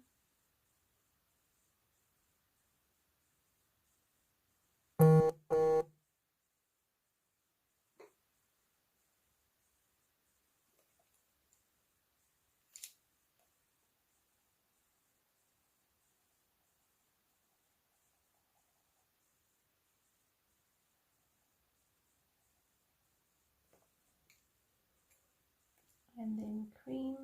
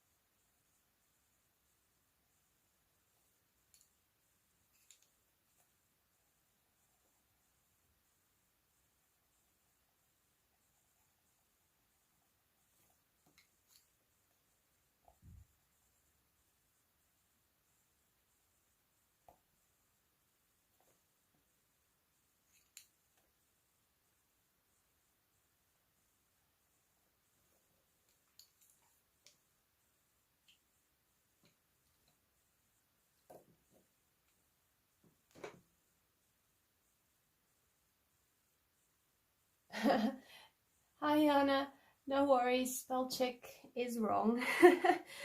But it's to be expected. It's an unusual spelling, so don't worry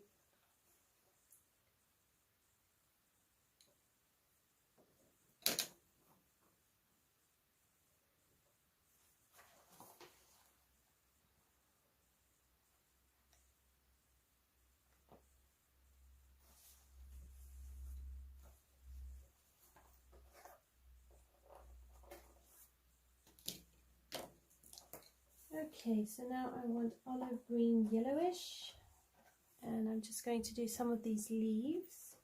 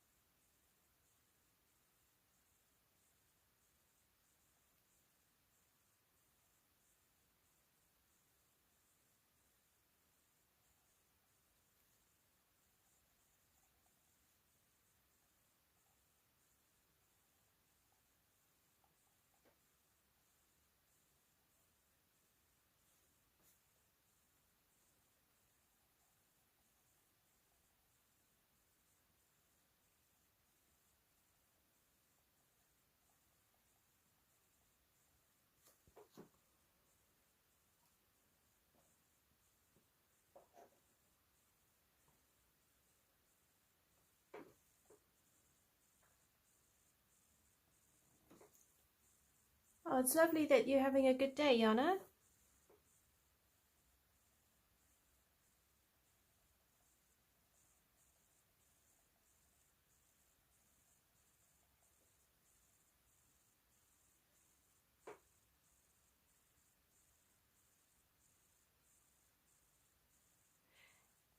Brittany, it really depends on the animal. So if you've got a long-haired animal, you want to do long flicks. If it's a short-haired animal, you want to do short flicks. And then the same with a medium, you want to do medium flicks. So it really depends on the animal's fur.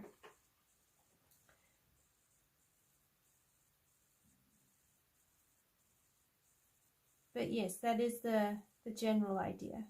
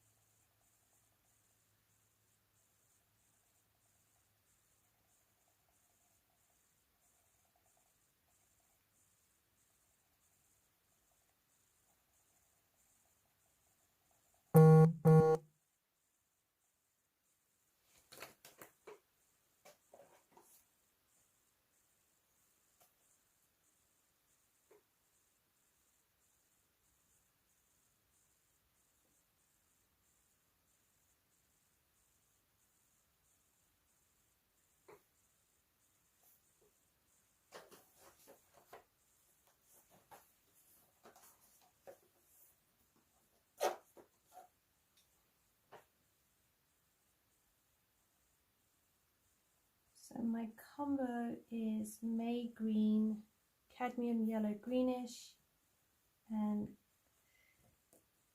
olive green yellowish.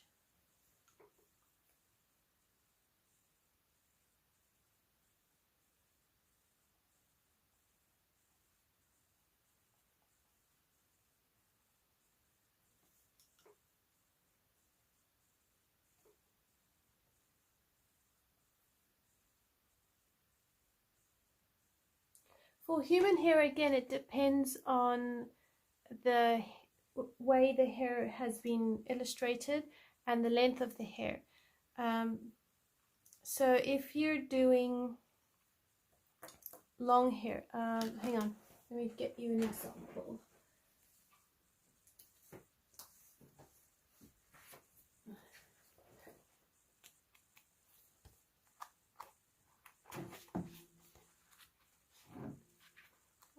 Here we go. So here on this girl, see, her hair is quite long. So what you need to do, what I was doing, is I would do like that. So quite long flicks. I couldn't go all the way down because if I do that, I'm going to be drawing. So I follow the direction of the hair and I streak that way, quite long, and then I carry on down or I flick up so that they meet and I get a smooth transition. Over here, this bit is shorter, so I do shorter strokes, but all the way here, long strokes. If it's a different style, let's say here she's got curly hair, so here what I would do is again longish strokes, but in here shorter strokes because I'm working in that section. So shorter, longer, and then wherever it goes longer, then I'm doing longer strokes, and I adapt it accordingly.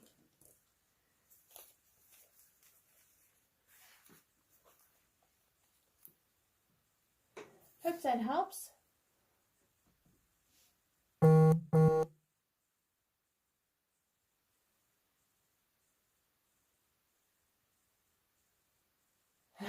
Short straight hair. Yes, short straight hair could work for a lot of us.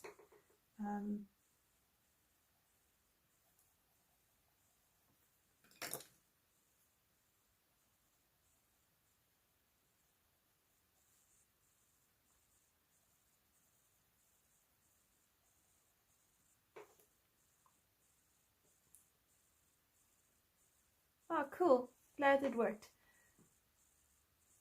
Different strokes for different folks. Yes, absolutely. You adapt the stroke for the picture. You adapt the stroke for the person.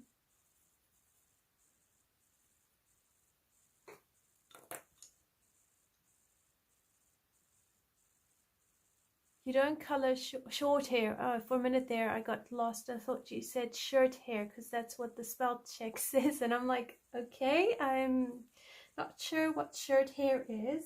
And then I thought maybe you'd been coloring maybe a man, like with those coloring pages where the man's got bare chest and all ripped and stuff.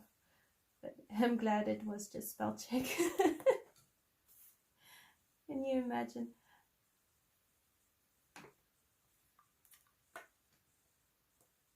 Oh, I tell you, curly hair is a mission.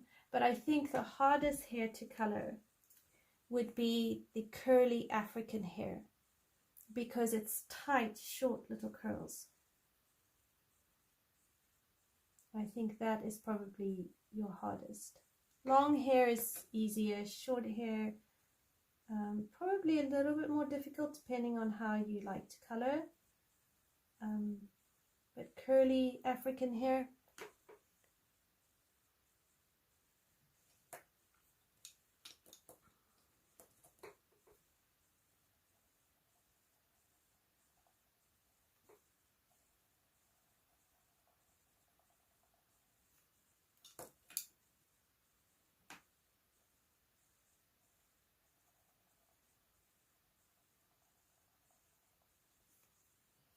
okay, so I'm going to use that for the leaves.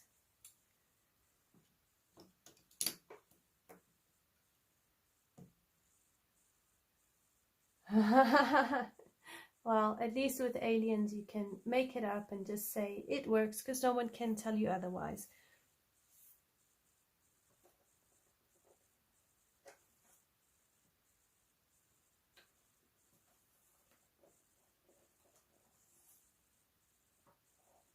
Alright, I'm going to give her a pink bathrobe.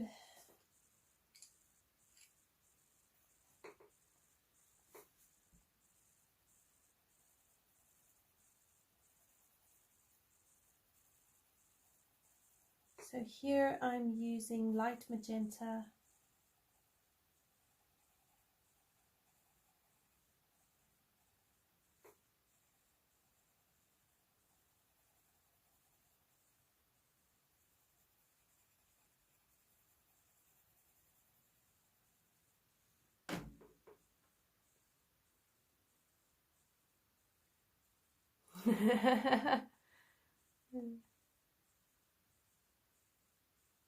Fur vest. Sorry. I totally got confused there.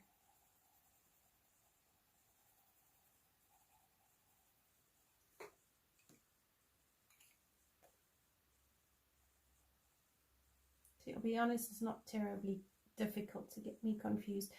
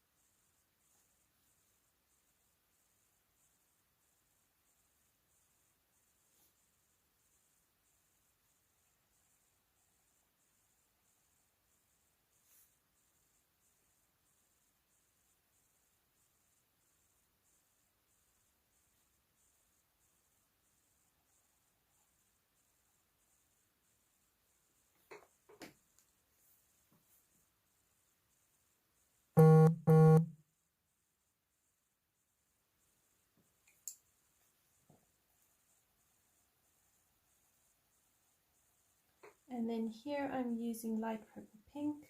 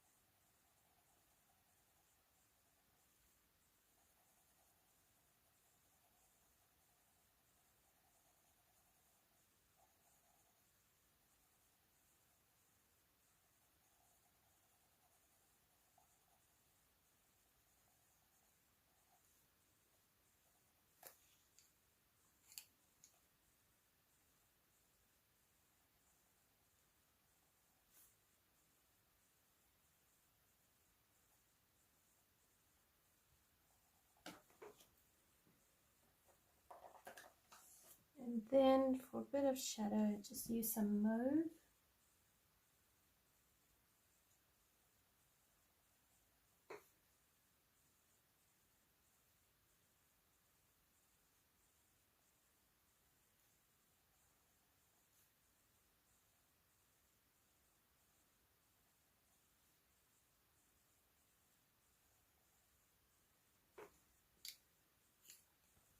And then I'll just go over it with fuchsia, then go my way down, all the way down to the light pink.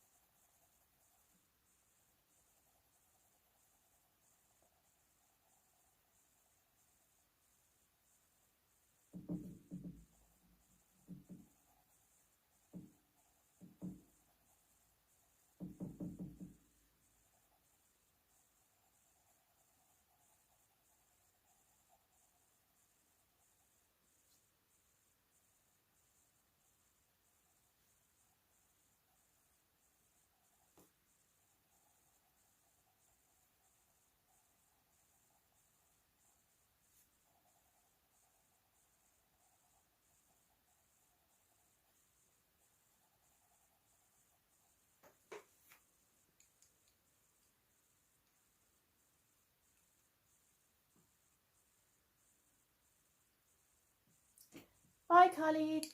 Thanks for stopping by. Have a good week. Alright, so I'm almost done with her, and then her little robe, and then I think I'm going to say goodbye because it is getting a bit late, and I could easily stay on this page for hours, so need to be wise.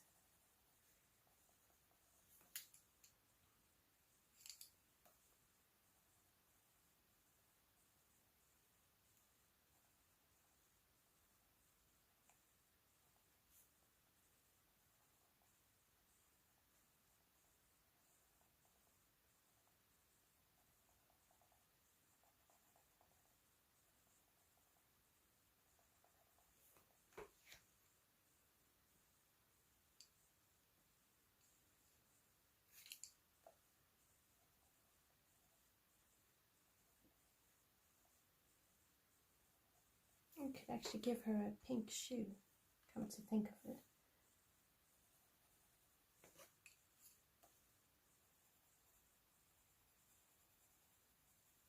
So then at least her shoe will match her coat.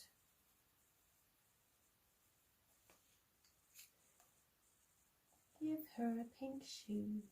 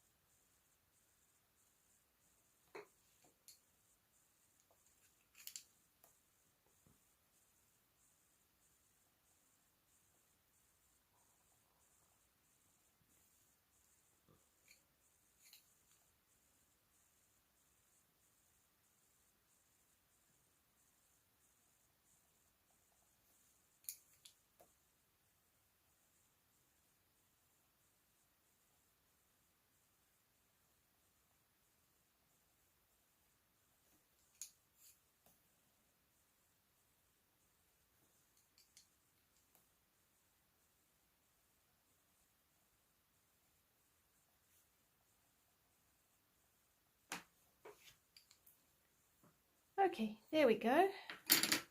So